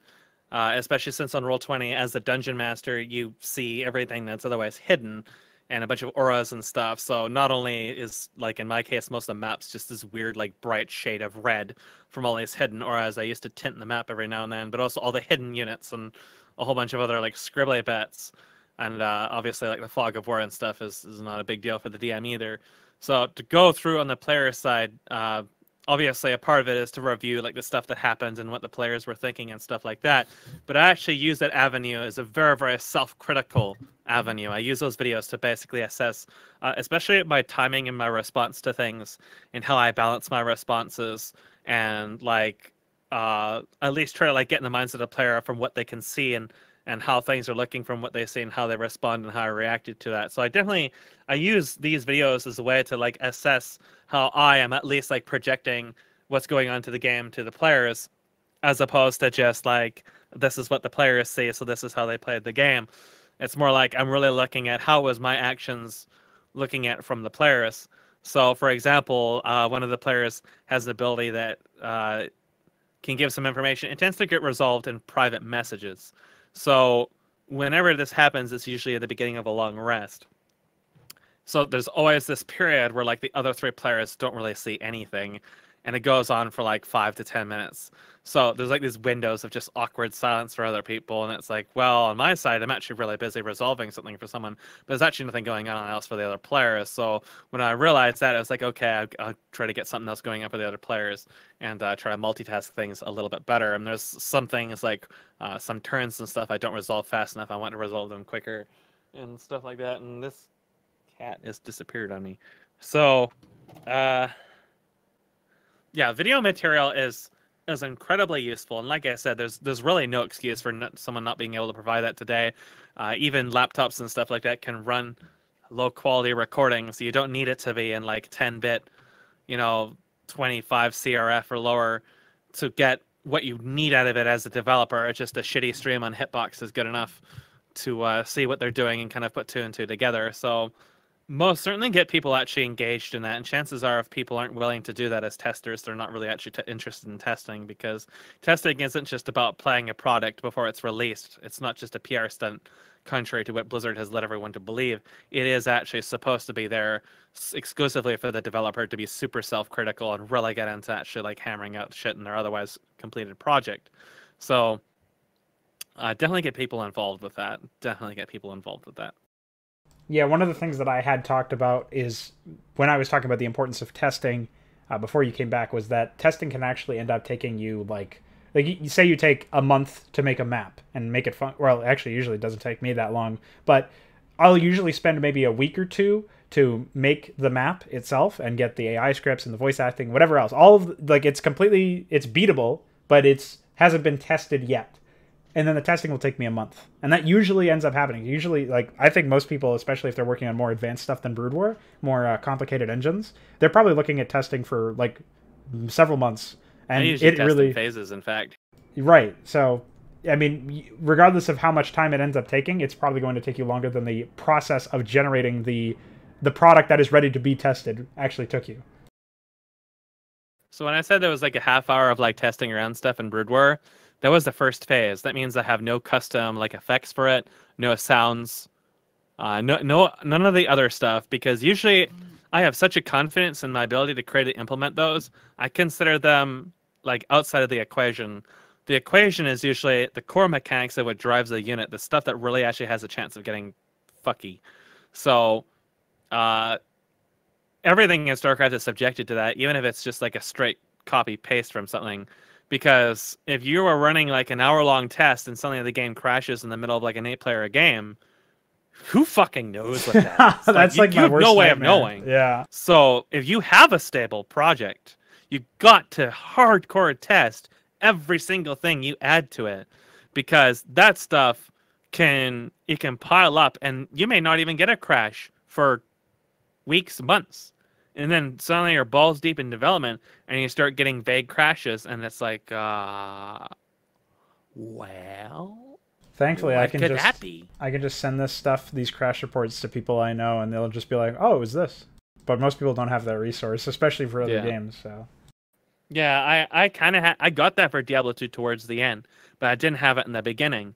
So, there was a lot of issues with map warps, where it could take me over 2 months to fix map warps, where you go near them and they crash because there's so many possible reasons, and many of which are just hard coded you can't do anything about, that can be a cause for that. And even when I fixed the map warps, I still had issues with tiles overlapping from other maps that shouldn't have been loaded, but were, because they were occupying some part of the map space that had hard-coded limitations on it that I didn't understand and didn't make any sense judging by the documentation and text offered to me. So, yeah, Diablo 2 was an experience. So, test everything, always. You've always got time for testing, and if you don't, you make time for testing. And you don't push something else. You don't push something out that hasn't been tested. Even if it's something you've done 100 times and you're super confident you're not going to have issues with that, don't push it out until you test it. Because I've done that with videos, and you know what? I've encoded thousands of videos without problems, and it's always the few I don't verify that have problems. There's always something that comes up. I had a video that could crash your computer. Because Fraps, I was recording. This is The Ball, that shitty indie game, and there was daylight savings about 1.5 minutes into my recordings, and Fraps changed the timestamps as a result of daylight savings. Oh my god! You know, this produced a file that would actually B-sod the computer. I can't believe that. In DXVA in MPC, it would B-sod the computer. And if it didn't B-sod the computer, it just resulted in a file that just corrupted itself. And I tried my darndest to figure out how the fuck to fix that, but I couldn't. And then at this stage, I realized I had this and I had the source files anymore. So I actually just had to cut that out. So I potentially could have released a file that otherwise had no reason to believe would have anything wrong with it, that actually just B-sod people's computers left and right. That's pretty awesome. That's like a Trojan. I wouldn't even get picked up on a virus scan. There was a segment of Conan where half the screen was gray for half the video. This was an MKV merge bug. Recompiling it fixed it. Not even re-encoding, just remuxing it like 5 minutes. Well, these are really, like, as soon as you open the video, you either get a no. This would happen partway through the video, so you had to go through the whole thing to actually see it. So you know, this is a process that I've nailed down for years and years and years and years, but the programs still occasionally introduce weird as fuck bugs you don't notice until you actually get into it. And if you run into something that actually came as a result of encode time, you just costed yourself 40, 50 combined hours, because you costed yourself the time you already spent encoding, the time you spent uploading and whatever, and now you've got to re-encode the file anyways to actually try to fix it. So I've had that happen a couple times, because, you know, years down the line, I think, I've done this so many times. There's never any problems. There's no way there's going to be an issue with this. Oh, yes, there is an issue this time. And you just uploaded a file that now you have to pull, and you look like a complete and total moron because you had to pull a file halfway through an LP because it turns out there's actually some problem with it you didn't notice because you didn't actually test the fucking thing. Well, actually, I'll pitch this question to you, because you're now of the... Well, I know that you're doing your Warcraft 3 and your educational... Or World of Warcraft, rather, and your educational videos just sort of in packs, or at least the World of Warcraft ones, you're sort of like uploading 4 or 5 at a time. But yep.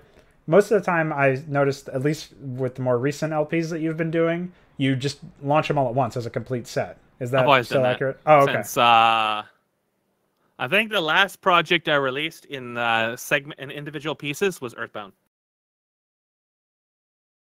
So World of Warcraft is different. Right, it's not really a full Let's Play in the same... It's not the same kind of production. The reason why I wanted to bring that up is because very recently I've decided, well, after the work that I'm doing on my current project, Project Hydra, is completed, and who knows how long that's going to take, I'm never going to release something partially.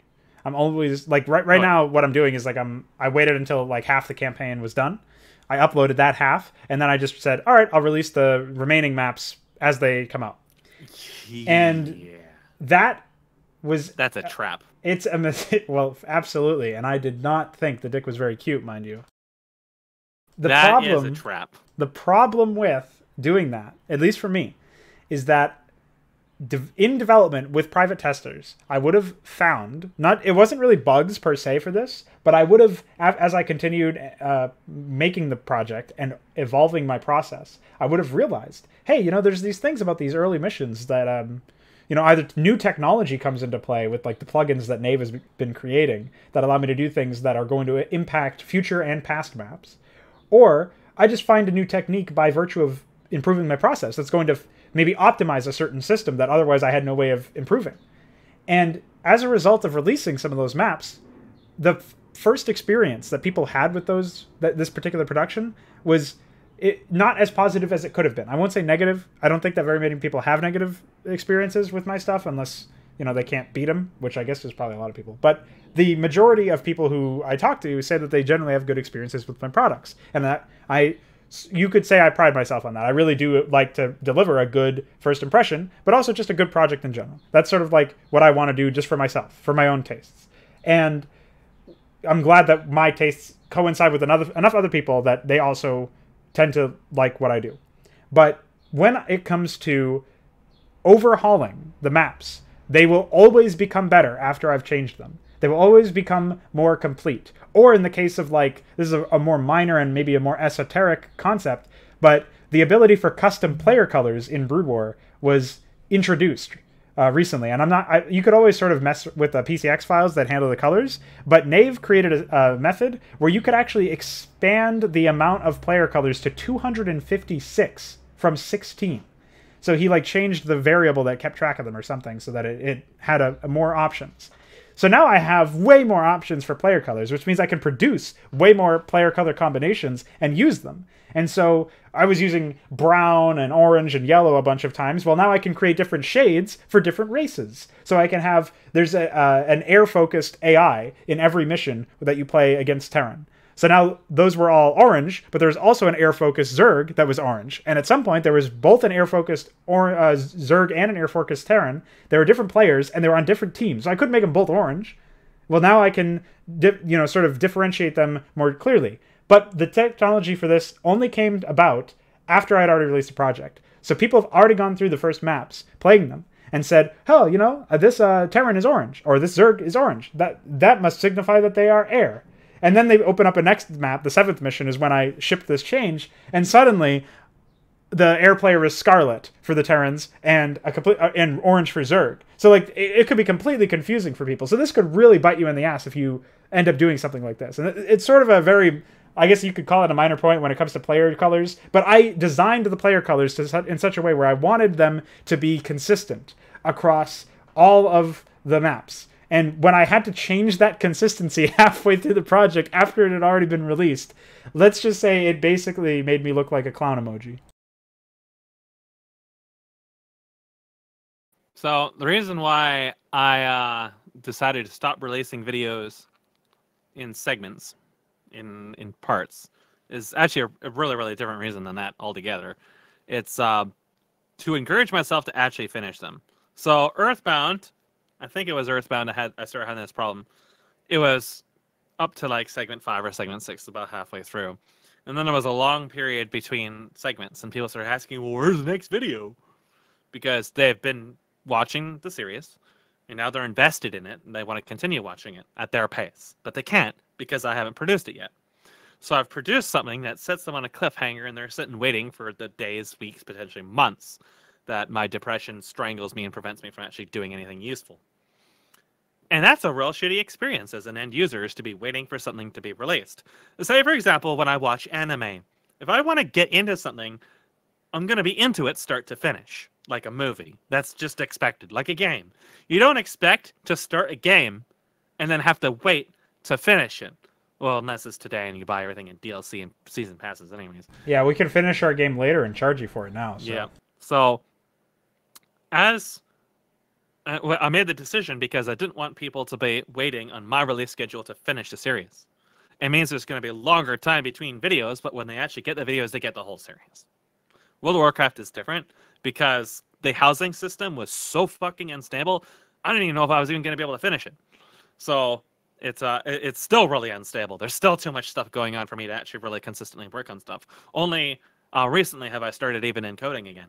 So, I decided I'm going to do something different for that. But 99% of projects I'll never do that. Because, for one, as someone building stuff, this goes for mods and campaigns, by the way. This is exactly the same things. Don't release betas, ever. Do not release something that is unfinished, because it is going to destroy your motivation. You remember how I talked about StarCrafts and it released, and there was going to be like features and stuff added to post-release, and it never got added? Doesn't matter if there was money involved or whatever.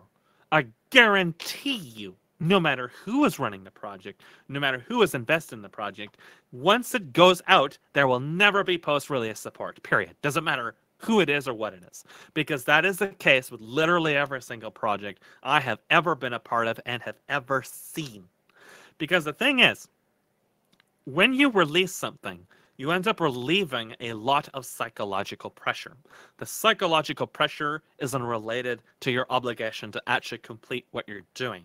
But when you release something, when the first time you release it is going to be the biggest return in terms of your satisfaction, in terms of your self-accomplishment, if you will. You'll think, I finally got it out, even though it's unfinished.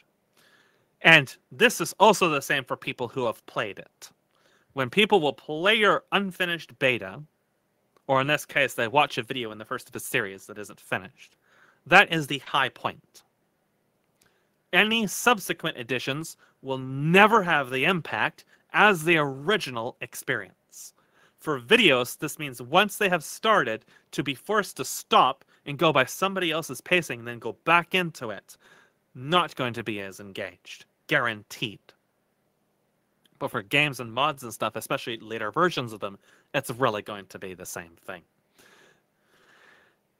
And it's destructive to you as a developer to see that if you're an individual who's very, very focused on, that public feedback. Because if you're looking to feed off of public feedback to keep going, each subsequent update is going to see less and less and less.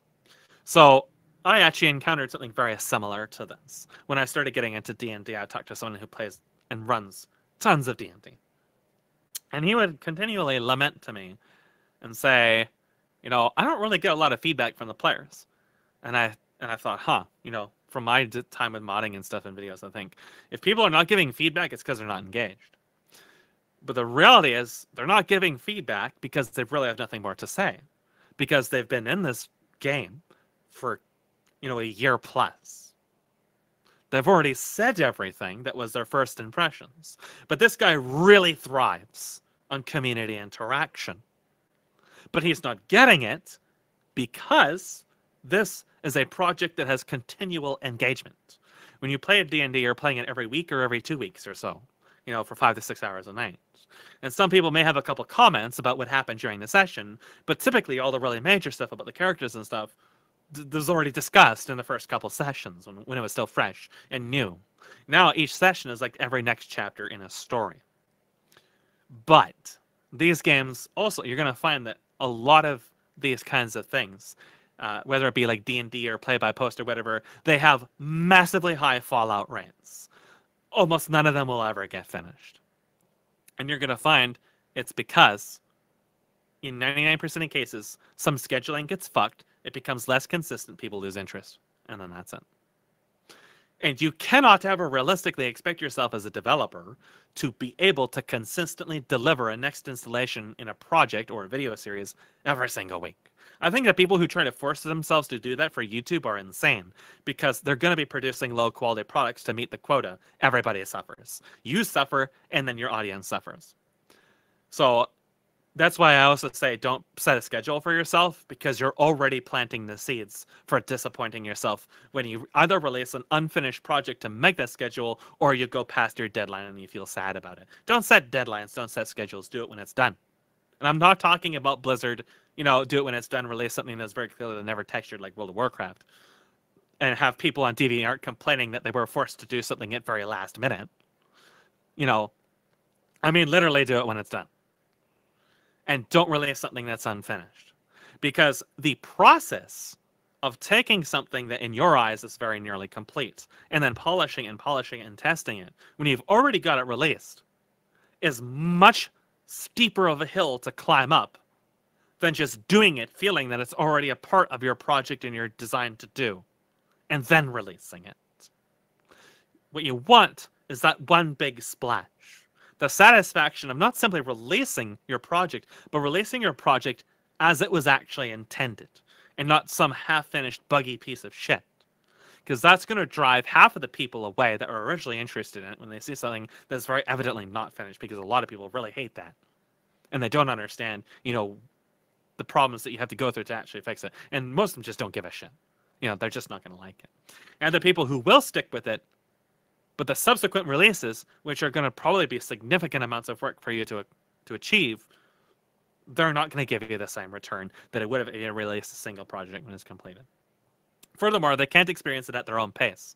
I have people who are still on like Dante's Inferno, and I released that like over a year ago. And I have people who consume like an 80-hour video in like 2 or 3 days. Like they literally don't even sleep. Everybody has their own pacing for consuming the content I release. And when I'm developing the videos and recording and spend like this year, I've been just caught up in real life shit, just all over the place. I've shattered my toe. I can hardly fucking walk. I had the cat problem a couple minutes ago. There's like the housing issues and yard work and all this other shit I've got to do while on a broken toe.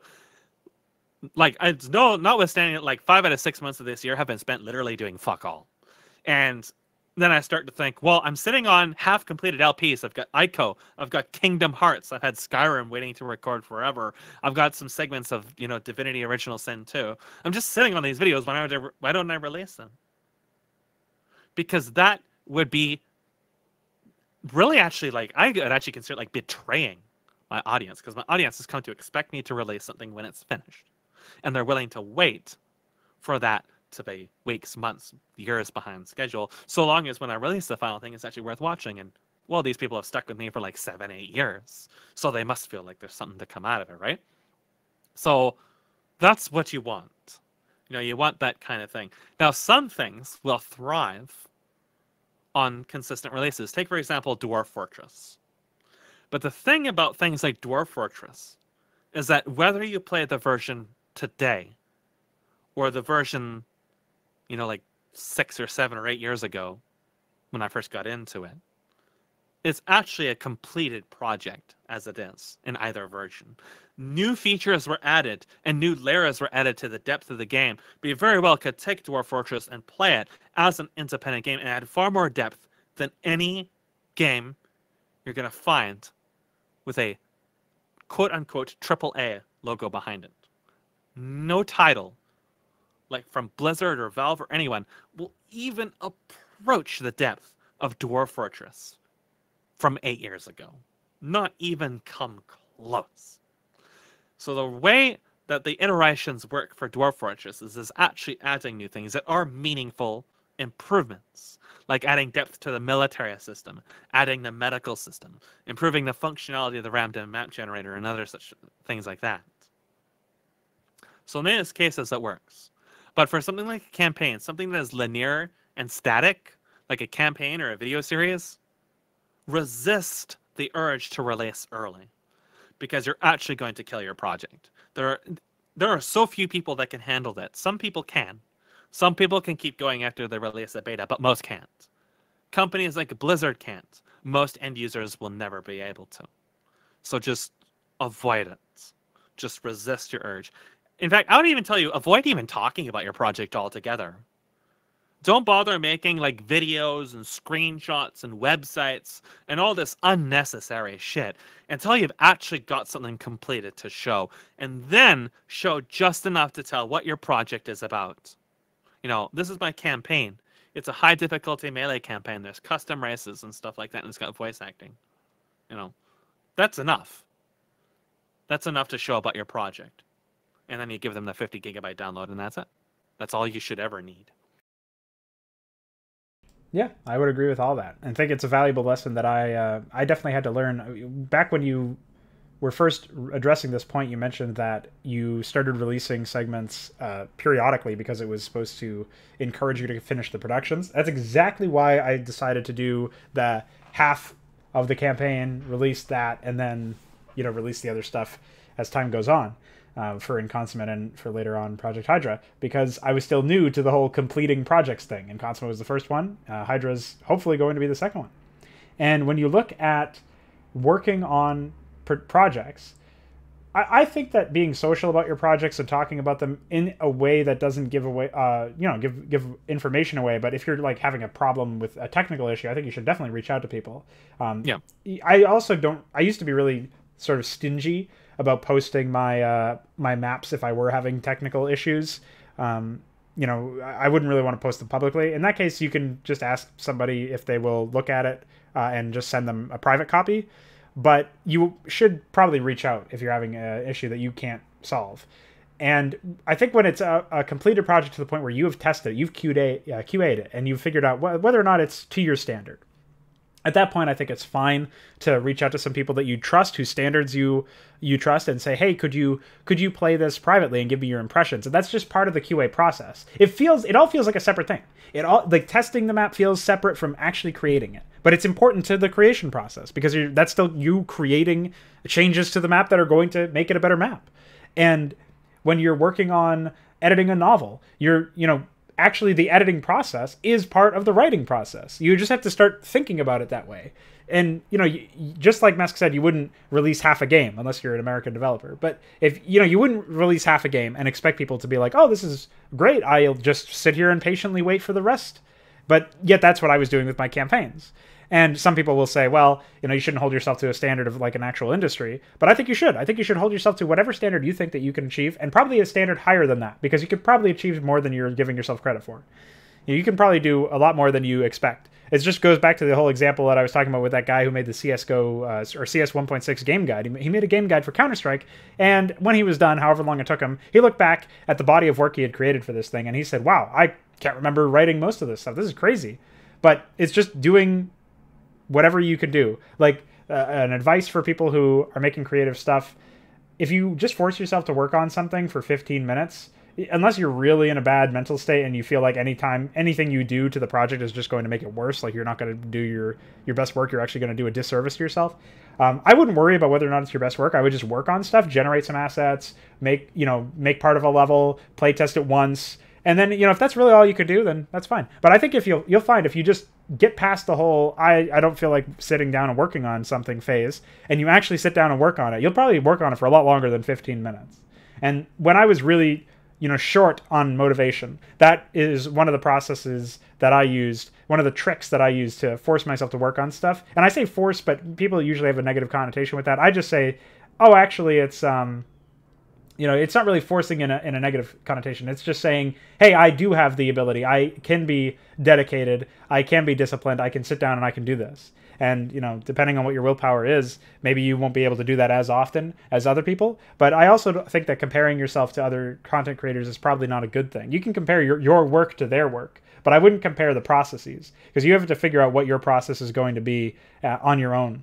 And that's definitely going to be something that's very personal and requires a lot of introspection and really reflecting on the decisions you made during your design and during the development of whatever you're working on.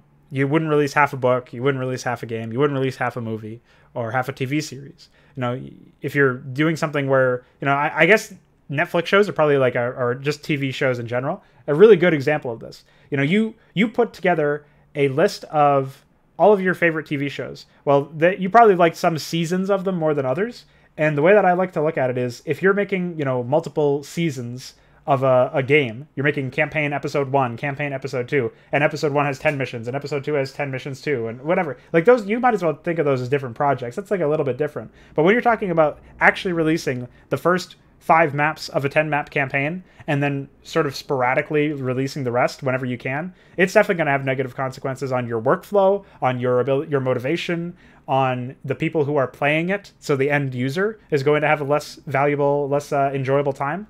I would definitely spend some time making sure that you completely finish everything, and that you're completely satisfied with it as a whole. And unfortunately, this is an area where I sort of feel bad for the testers that work for me, not just because I constantly ask them to do stuff, but also because when they do stuff, they are sort of like the people that are going to have the least enjoyable experience with whatever I'm making, right? And they're sort of opting into that, obviously, but you know, when they're testing my stuff, it isn't a PR stunt. It isn't, oh, I get to test Pronogo's latest maps before he releases them. It's they actually want to help. They actually want to make it sure that I am making the most out of whatever I'm working on.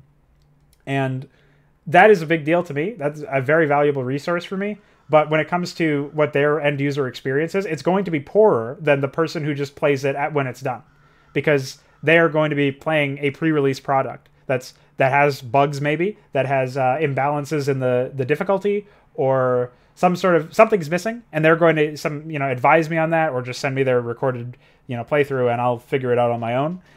If they're not a very sort of technically minded person, they might not know how to diagnose an issue. They might not even notice it sometimes, but I will. And that goes back to an earlier topic that we talked about.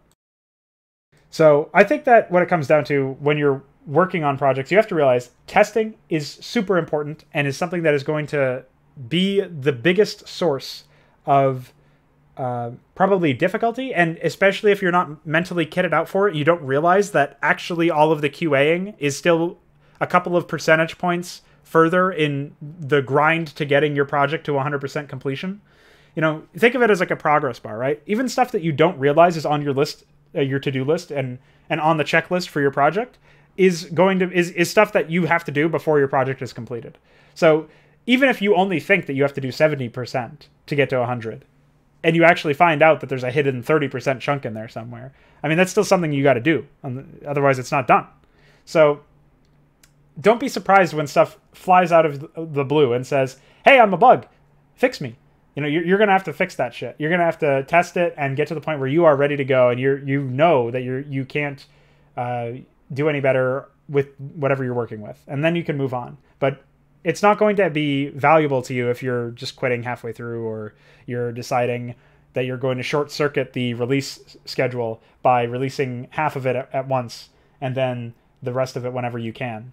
And that's my case right now with Project Hydra, and it's definitely slowed it down. I've sort of conquered it for the time being, but I definitely would have been completed, had the entire project done probably months ago if I didn't do that. So take it from me, take it from Mesk. We've been around the block with this sort of thing, and I think that people who are really serious about making content and designing to their own taste, doing stuff that is going to be important for them, they'll find out that the discipline required to complete a project from start to finish without talking about it too much publicly, without releasing half of it before it's done, without doing any of these cheat codes that you think are going to help you but are actually just going to hinder you, you'll probably find that the discipline required to do all that stuff and white knuckle it through until your project is completed, that is actually less effort than trying to do these cheats and then wondering why you can't have any motivation anymore. Yeah, motivation is definitely a fickle demon. It's a lot of people have been asking me, how can you possibly slog through World of Warcraft? They don't understand how I can record this, how I have this mental stamina to make this production, because it is such an awful game. All these people who've known me for years, they're like, how are you able to do this? How can you go through this? And it's because I have a drive. I wanted to make this presentation for years, actually. And now I was actually in a position where I felt like I had free time to do so. And I was like, I'm going to do this. And it's as disgusting as I expected. And still, I'm able to do it because I'm motivated to get the project out and to get the discussion out and show all these people who have never seen Blizzard's brightest and best at work, what this company is actually known for by most individuals today, because most of these individuals, they grew up with Diablo and StarCraft, so they knew these companies from when they actually produced good games. And I just wanted to show these people, this is why we make fun of these companies, because this is why we make fun of the people who apologize for these companies, because this is the games that they release that are super popular, And this is like literally what you're faced with. So it's not like a full straight up LP. It's got a whole bunch of other stuff thrown in there, and it's something I wanted to do forever. And my motivation is not just simply to take shots at Blizzard, because I can do that any day of the week. It's to provide the material for which I can reflect upon in upcoming reviews and runs, actually. There's lots of to-dos on my list that hopefully I'll be able to get to do before the housing completely explodes. And I want to just, be able to reference the series and have like actual tangible material and discuss the things that took place in it as reference material. Especially when we start looking at like Kingdom Hearts and stuff and all these rancid fucking games that all sort of circulate sort of similar mindsets that have started to like really congeal and take shape within like the last 5 years in more modern games.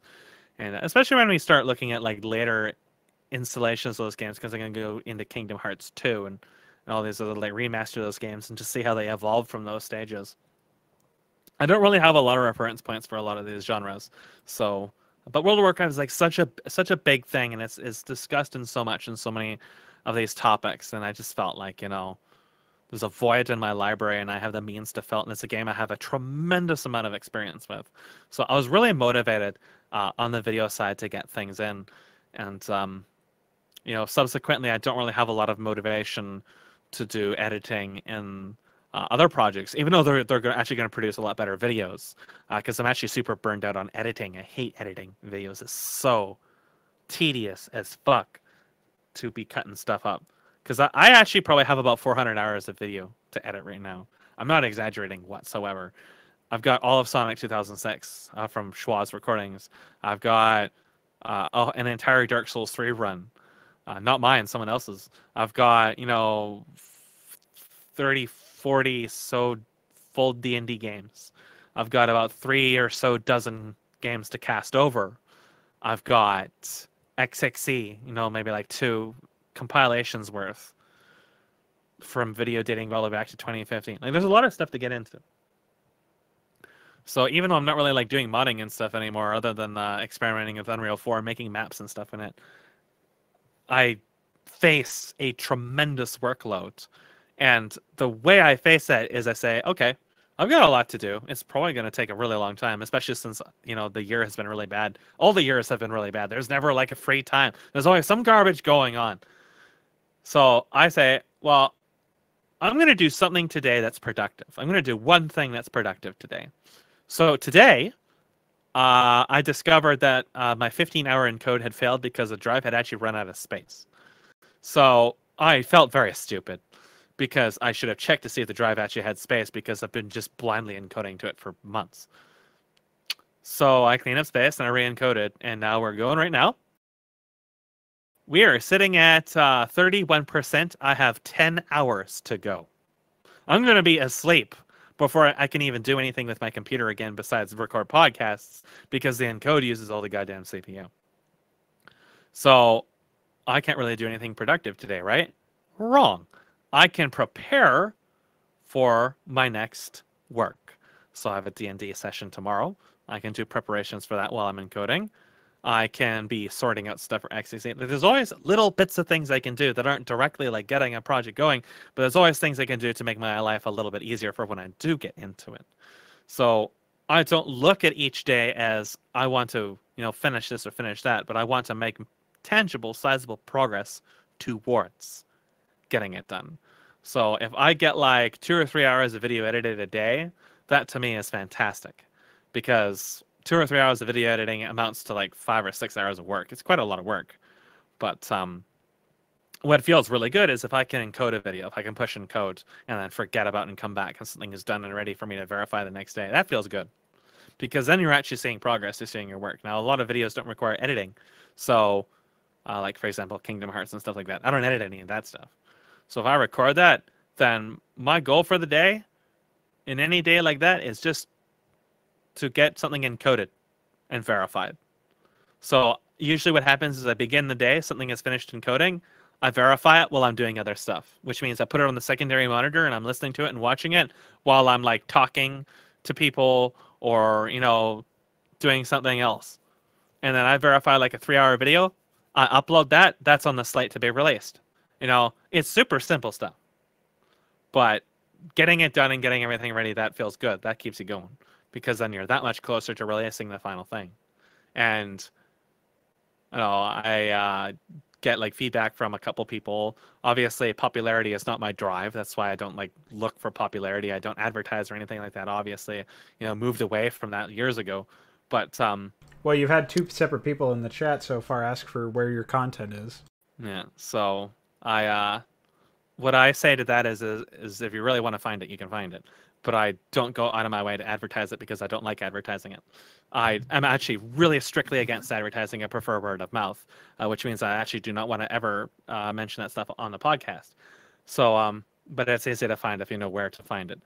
But Yeah, I'm sure it's up there on Google it's somewhere. the thing is you know, to me, like this is the main another one of the main reasons why I prefer to release stuff all at once. It's a much bigger sense of accomplishment for me to release a full run, and I can usually jump right into another run after that. Some circumstances prevent me from doing that, but I find success after I find success. If you understand what that means. So, like say for example, when I released Dark Souls 3, that was a 26 or 27 segment long video. This was one of the biggest recordings I had ever released, and it only took me about a month to create. Dante's Inferno was start to finish in 2 weeks, despite how bad of a game it was. You know, that felt good, and those were times where I was able to like really consistently work on stuff. Whereas if I release things in individual segments, I don't get that. Like, I'm not really big into the communication thing. I'm not really big into the socializing thing. I see my accomplishments as full installations on my list. So when I see another banner get added to that that's fully fleshed out, that to me, that gives me a sense of pride that says, hey, I produced 70, 80 hours of video that's fully casted, edited, problem-free, and ready for watching. Now there's going to be people watching that start to finish at their own pacing. I've basically given them like a full feature-length anime series to go through, complete with waifus and screaming and attack names. So that to me is infinitely more rewarding. So, you know, with the World of Warcraft series, I'm finding I don't get that like right now because I'm releasing that in pieces. So there isn't any of that, and that's one of the reasons why I'm having such a hard time getting back into it, because now that things have kind of stabilized a little bit in real life, I'm now back into editing and trying to get into recording again, and I'm finding it's really hard to get into that. What I actually really want to do is get back into LPs and finish the stuff I started like in January, like Kingdom Hearts. So now we enter the mixed area where I've got like 5 or 6 different major projects going on in varying stages of completion, and like that's an ugly place to be in. So it's but you're gonna find yourself with that with a campaign. You're gonna have one map that has, you know, dialogue or triggers or something needs polishing, another map that's largely finished but needs voice acting, another map that's in prototype stages, and you kind of want to balance yourself out to what you actually feel like doing. So it's you always got to find something to do. So when I was working on Retribution, I ended each session that I worked on it with a to-do list of notes or things I saw during testing. So when I do testing, you say testing for you is kind of like an independent thing. For me, it's super integrated into Oh no, what I I was do. saying it feels independent, but it actually has to Yeah. be thought of as something that's actually like just part of the process. Okay. So for me, it is super integrated. Like it is literally a part of the process. So when I was making Retribution, it was half a machinima and half CGI. I was going to use Unreal for everything that wasn't ship battles because I didn't feel confident I could learn how to animate thousands and thousands and thousands of turrets. Sins unfortunately didn't have turrets at all, so I didn't really get anything out of it other than ease. So, but Sins, it was effectively like making a mod. I take a ship, I put it into the game, I configure it with weapons, sounds, particles, etc. So that, on a good day, I could get a ship modeled and into the game in the span of a day. Full day of man hour. Start like dawn to dusk, working nonstop. If it was really fast and really simple, I could do it in a day. My process for testing was super integrated into that. Usually, I would put the mesh in before actually configuring anything related to the unit at all. So when I would put the mesh in, because I had so many issues with soft image XSI and converting formats and stuff, there's lots of issues with smoothing groups and stuff like that. Because Max is the only program that uses smoothing groups and treats tangents and stuff in that way. And because I'm incompetent, I can't do it by hand. So I had to make sure stuff in Sins looked as good as it could. And since I couldn't like texture stuff and skin stuff and UV stuff, there were like infinite concessions I really shouldn't have had to make if I was actually an artist. But I had to make them. And I still would put the mesh into the map and make sure nothing was super fucked up. Because sometimes stuff could get fucked up without the vertex checksum. And then I would start testing stuff like weapon firing rates and then particle sizes. Because unlike in, say, for example, StarCraft 2 or Warcraft 3, you couldn't scale stuff inside that game. You had to hand make particles for every individual thing that you wanted to be of a certain size. So thankfully, Sins is one of the few games I've modded where it actually supports live updating. Supreme Commander was another game, although it broke more. Which meant that I could have the game running, I could update a particle effect, and I could see it in real time. So it was a lot like, say, for example, Unreal, you can do that. You can actually have something running and update it and see it. Like it has actual real debugging stuff built into it.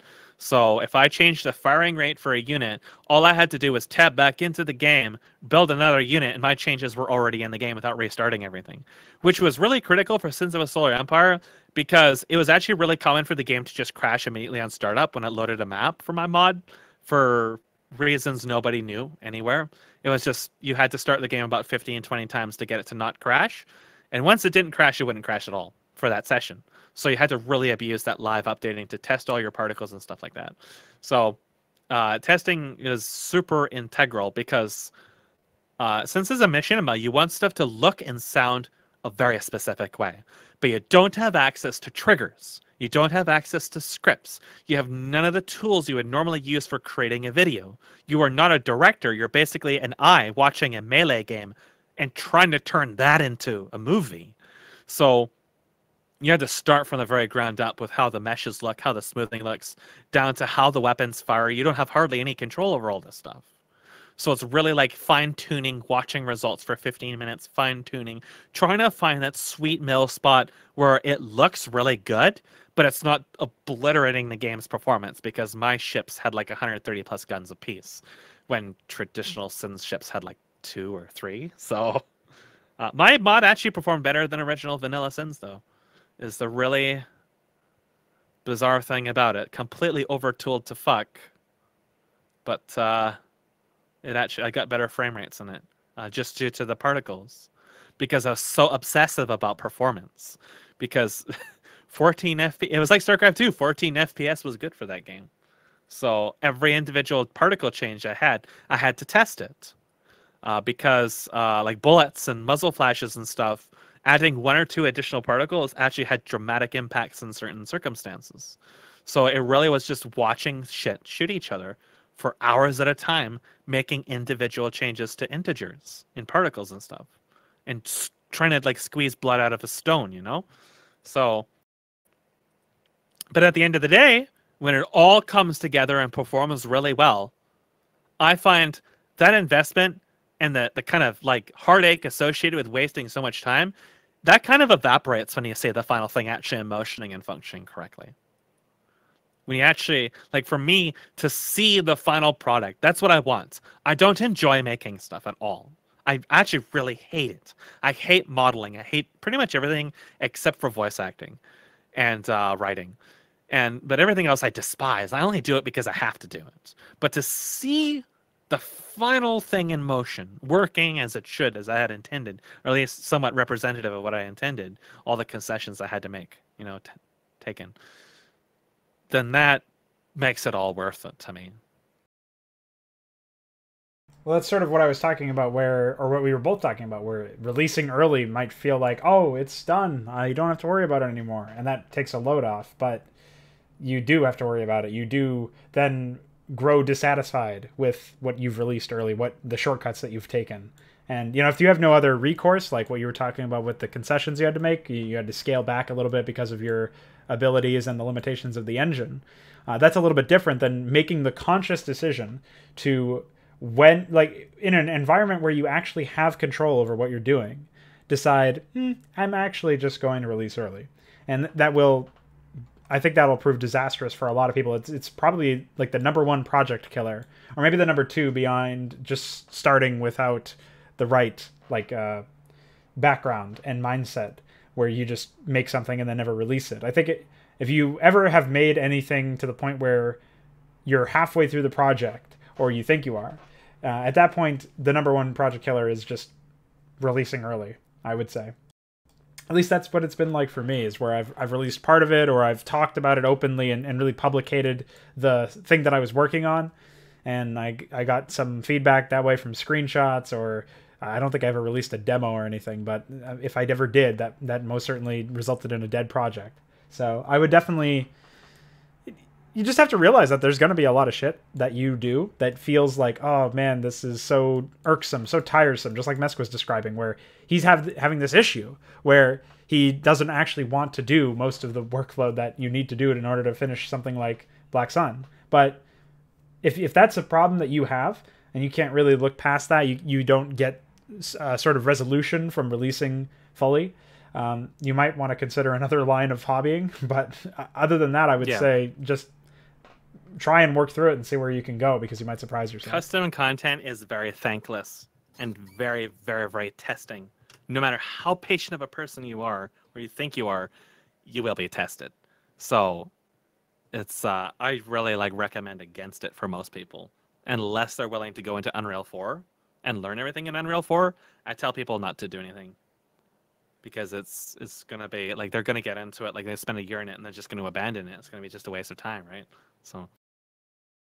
Well, it's hard because there are actually a lot of people, I mean, the reason why we're talking about this for today's podcast is actually because a lot of people recently have come to me and said, or a lot of people, just a handful, they've said, hey, I'm really interested in making this campaign or whatever. I want to make a campaign. I have an idea for a campaign. Can you help me get started?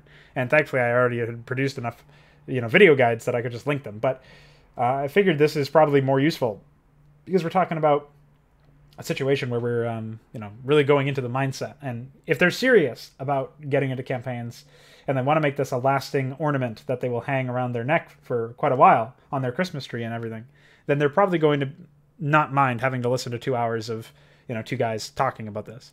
I feel like this will probably be pretty useful for them.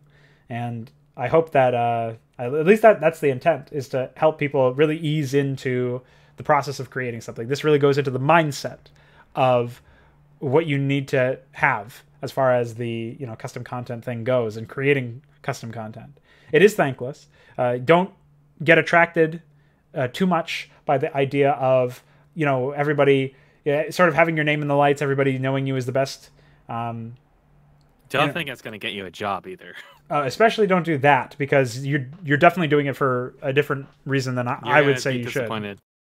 You're going to be disappointed 9 times out of 10, even the lucky few who do, the lucky few I call them, with sarcastic quote marks around them. Even the lucky few who do end up making it in that sense, they're not... The lucky few, like Ice Frog and the people who made Counter-Strike, you can't even account for them. They're too unique of cases. I would say that they're probably also taken advantage of more than they would like to admit, to the point where they probably aren't actually happy with they're not creatively satisfied. They might be financially satisfied, but that's the wrong reason to get into custom content in the first place. This is a hobby that you're trying to turn into a craft, not that you're trying to turn into a career. So that's like a key distinction. You can use stuff, you can make stuff with the idea and intent to just make it. And then later on you find, oh, this is really helpful for, I learned how to code because I was working on a Brood War mod or something like that. Like maybe that does help you professionally or in some other element of life later on down the line, but that should never be the intent. That shouldn't be why you start out to begin with. And I would say that even furthermore, you shouldn't even think that you're going to get a non-monetary form of recognition from people. I oftentimes humorously say, like my stream title the other day was "Come Watch the Best Campaign Maker Work." And I was just doing a modding stream. And it's like tongue-in-cheek. I do think I'm the best. I won't hide from that. But I also don't think that there's a lot of merit had in that title.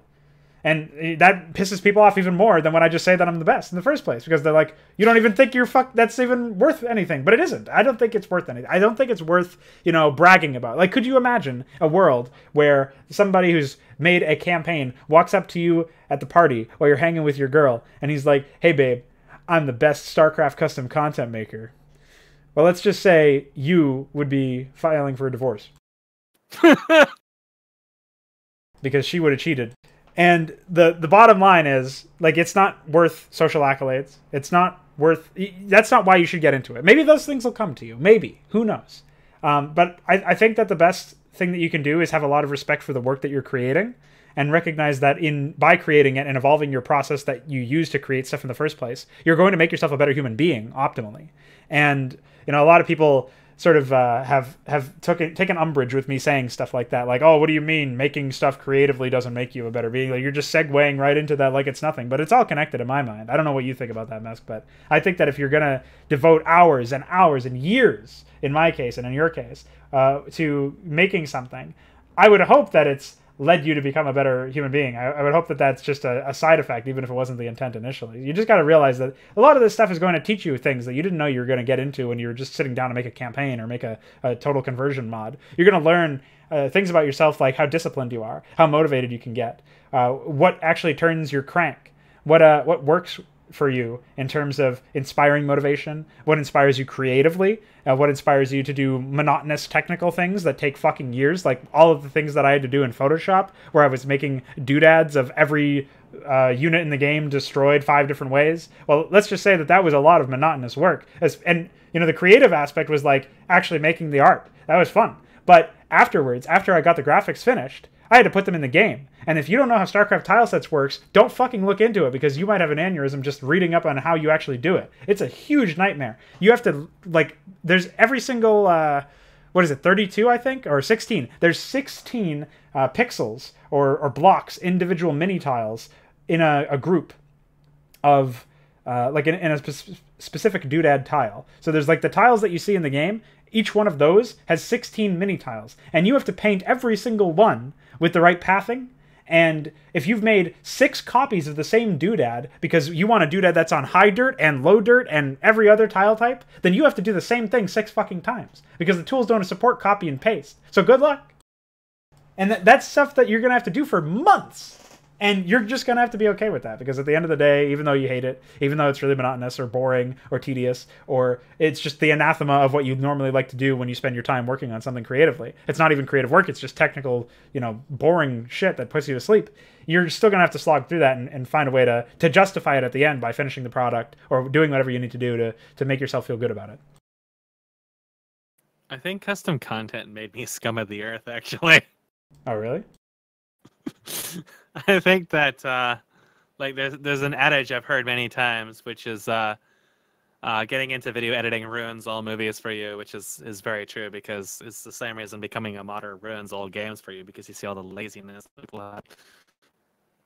Although I think speaking of laziness, Discord's client is really fucking you over. You're turning into a robot. Are you uploading something? Yes, I'm actually having some performance issues right now for some reason. It probably has to do with my code. So, well, we can wrap this up if you want to just finish whatever you were talking about, the whole why modding made you the scum of the earth. Yeah. So, for one, it introduced me to how scummy people are. Like, obviously, Black Sun was a big exposure to that, and D&D to some extent as well. But even just way back, like the sites, the websites, just the people who run the websites that were just only interested in identifying as people of authority over a website, never had any interest in custom content whatsoever. And the fact that the sites they refused to merge and do something for the better of the community, well, lo and behold, they're long fucking dead now. Sites like WC3 campaigns that just the administrator fucked all them over and ran off with their advertisement money or something like that. And all of the social elements are a little bit different. I guess I just compartmentalize in that way. I feel like the process of actually churning out content itself, when you disassociate it from all of the social shit that surrounds it, has been what's been positive for me. The social aspect was all negative. Like, pretty much all the communities are shit. Like, Stardead.net is like, there's nothing going on there. It's all the staff people that are claim to be staff don't do anything. There hasn't been meaningful work. Like, they should have abandoned that heaping carcass of a fucking website they had years ago and just used something like Freeboards or something. They would have had way less issues. Everybody's complaining about performance. Well, every time they have had performance, I ping their server, and the ping would always return in sub 100 ms, while the forum takes like 20 minutes to load. Has nothing to do with their server. Like the people who just like that was everywhere though. Like Dark Wizard and SME, the guy who made Memgraft, he was a complete and total bitch. Like modding taught me to hate people basically, and to hate everybody associated with it, except for the extremely few amount. And then when building my own projects, I just learned to hate myself. So it was like come full circle. I hate myself and I hate everybody else. So it actually made me really, really bitter because I hated people who were successful because they could learn things I couldn't learn. Like they were obviously just superior individuals. They were obviously just members of the master race. While I was just like some inbred degenerate who couldn't learn like the most basic of shit for 3D stuff in particular. And it was like ceaselessly frustrating. It was really, really, really, really depressing and frustrating. And like when I couldn't finish writing, that was like the first time I attempted suicide. And because this is like years and years and years and years of just dealing with like constant failure and being unable to get around it. And then like I tried like prescription drugs and all this other stuff. And custom content was such a critical part of my life because I thought, you know, I want to escape all this unpleasant shit around me, so I'm gonna make stuff and dwell within that. But I invest like literally my entire life into that and I still can't accomplish it. So now today, like whenever I look back at modding, I actually feel really bitter about it because I did manage to accomplish a few things, and it's always nice to release things that are accomplished, but it's still really hard for me to swallow that I wasted from like 2000 and earlier than that making like maps and stuff and other such things to 2016 trying to make mods and stuff, and I never really did produce something that I was actually really content with. The closest was Black Sun, but like I said, there was still some things in it I felt like they could have been done better. And then that just like it was like a 3 hour long radio play thing for, you know, nearly 20 years of work. More than 20 years if you count the writing that was related to all this. You know, at one point that was considered my life's work in like 2010. So throwing that out was like the most disgusting thing I had ever forced myself to do, but I had to. So you look at all back and you realize you're like 30 years old now, and you've really don't got much to show for all the time and energy you've placed into it. Did it make me a better person? Objectively speaking, yes. I know more than when I began. I can critically assess things very objectively. I can separate subjective from objective things. Not just with games and software and things like that, but with people and emotions and stuff as well. All the things that are kind of interrelated with it. I understand more about like what I want out of life, if you will. I don't think there's any real deep meaning revolution that came as a result of me making projects, but the indirect relationship of trying to conquer the disabilities I had to create those projects. Like video casting, I am the most antisocial person you'll ever meet. There's never any person more antisocial than me. I haven't stepped foot outside for anything other than business related things like vets and dealing with landlords and, you know, stuff like that. I haven't had casual social encounters for over, let me think, 17 years, about 17, close to 17 years, because I just don't desire those kinds of things. And I have tremendous panic attacks just from hearing phones ring or cars pass by. And I'm not exaggerating about any of this. This shit I deal with every single day. To go from that to talking in this podcast to making 80-hour-long LPs, that's really bizarre. But it all stems from mainly my desire to create entertainment for myself. So, you say you produce stuff for yourself. Well, really the only reason why I continue to produce videos is because I have a dedicated audience. But first and foremost, it did originate as me building stuff for myself. XXE, I used to make VHS tapes of GoldenEye and stuff like that. I found bugs in those games and hilarious things you could do. Detonating remote mines with slow motion. You could propel guys like 50 meters plus into the skybox. Shit was just the bee's knees. And I made VHS tapes documenting this stuff. I really wish I could have recovered that stuff, but I never could get VHS to work with a capture card. But that translated into computers. We started making like the XXE series, compilations of like bugs and bizarre things in games. And obviously that translated into, LPs and stuff, the review process, everything like that. Because in one hand, it's because I like to approach things from an educational standpoint, because people will ask me questions about these things. They would back when I did first started it. But with StarCraft 2, like, it's hard for me to even really pinpoint the drive that originated to create videos for StarCraft 2. I think on one hand, when I initially began, I thought that I could become popular. I thought that I could have some degree of success because it was something that I was familiar with. I actually did practice runs with Brood War that I never released. And then I moved on to StarCraft. And also because we were intending to mod StarCraft, I felt I could tie all these things together. You know, I could do what all these communities had failed to do ever since like the first years of their creation. You know, there was some grand architecture in my mind where I felt that not only could I get into casting and bring modding and stuff and kind of, you know, bridge all these things together and breathe new life into the community by extent of that, but I also had felt that I never really intended to get into professional casting, like casting professional games in particular. But I thought that I could build relationships with players who were at a high level and focus on them. And kind of like when you look at Brood War and you look at these rivalries between people like Jay Dong and Flash and all this other stuff, these stories that formulate, you know, that was what I had gotten into the concept of casting with. So the Korean commentators were my inspiration. Not any Western ones. But along the way, when I first got into it, I realized that I really didn't enjoy that at all. I didn't enjoy the public spotlight. A lot of it was negative, because when I started, my voice was horrible. I had all this voice acting experience, but like I said, dialogue and stuff is horrible. My voice was terrible. I just slurred like crazy. And but you know, I went through that. I went through the motions of that. Went through the motions of improving and learning and adapting, and my audio pipeline was an absolute mess for those videos. I recorded the game audio through my speakers with my microphone. It's like a $10 USB microphone. I recorded the speaker audio, so it very, very not so fantastic. Very humble beginnings. But I found at the end of the day that the process of casting and producing something I could reflect upon, you know, days, weeks, months later, to relive certain experiences, that had some degree of value to it to me. It was like back at those VHS, those very isolated days in my youth where obviously I wasn't a social person and I played just console games and recorded a lot of stuff on VHS. And I don't know, some sort of like nostalgia in there, but now with casting as well.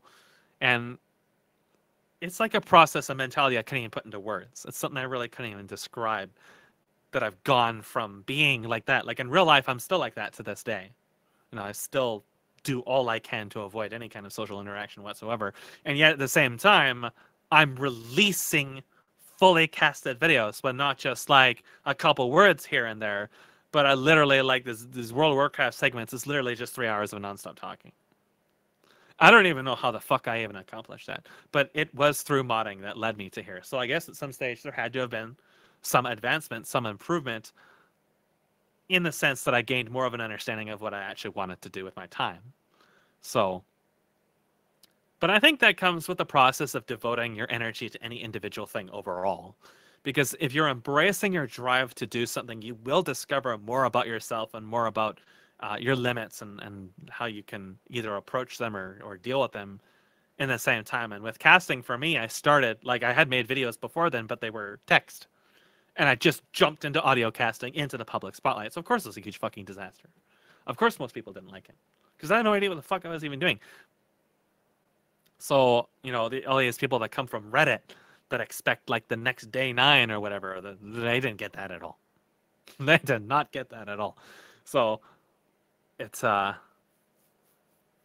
don't know. I don't even know where I was even going with this. It was just a rant. But I don't think there's like some major revolution that comes as a result of producing stuff, but I think there is self-discovery. And at the end of the day, I think a lot of the self-discovery from most of the people I know who did custom content, that self-discovery actually led them away from custom content. I think that's what ends up happening with a lot of people, is they find they actually just really don't enjoy making stuff altogether. But I think that there are tools you learn from building projects that will endure, like you were saying. One of them is really is time management. Is really a big thing. Learning to control impulses is another. That's also a really big thing that kind of ties in that time management, because impulses can cost you a lot of time. Like I was saying, feature creep.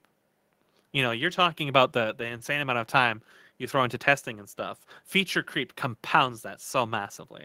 And that can compound yourself in real life too, taking on too many tasks at once, especially for other people. You really want to balance your time. And, balancing your budget as well is a really important thing. So budget is time as well, not just like money, but time. Well, yeah, Time any and actual resource you physical have. energy. Right. Yeah. So it's if you are legit interested in getting into custom content, despite all the things I say to discourage you, then by all means. Just remember, it's the first probably year is probably not going to see like really amazing results. But you will, as long as you keep to it consistently, you will see improvements. Yeah, I think that's something I said while you were AFK or maybe you were here for it, I don't think that I've seen many people release a campaign that was of any value to them, let alone anybody else who played it, if they had just started and within the first year of them starting. I'm pretty sure it always takes a lot longer than that for people to churn out anything that they even feel comfortable with. So definitely, it's a long process, and nobody really likes to hear that when they sit down and try to work on a new craft or a new hobby, and they're like, "Oh yeah, I think I'm serious about this," and then you hit them with that little piece of information that you probably are going to wait a year before you're even able to produce anything that you like. That's always pretty discouraging. But like Mesk was saying, if you are interested, you want to stick around, there's resources out there for you. Hopefully this channel is one of them. These podcasts should, we have quite a backlog if you're just joining us of 13 other podcasts that'll probably be pretty helpful for you. So I think that's probably a good place to end. Do you have any final words?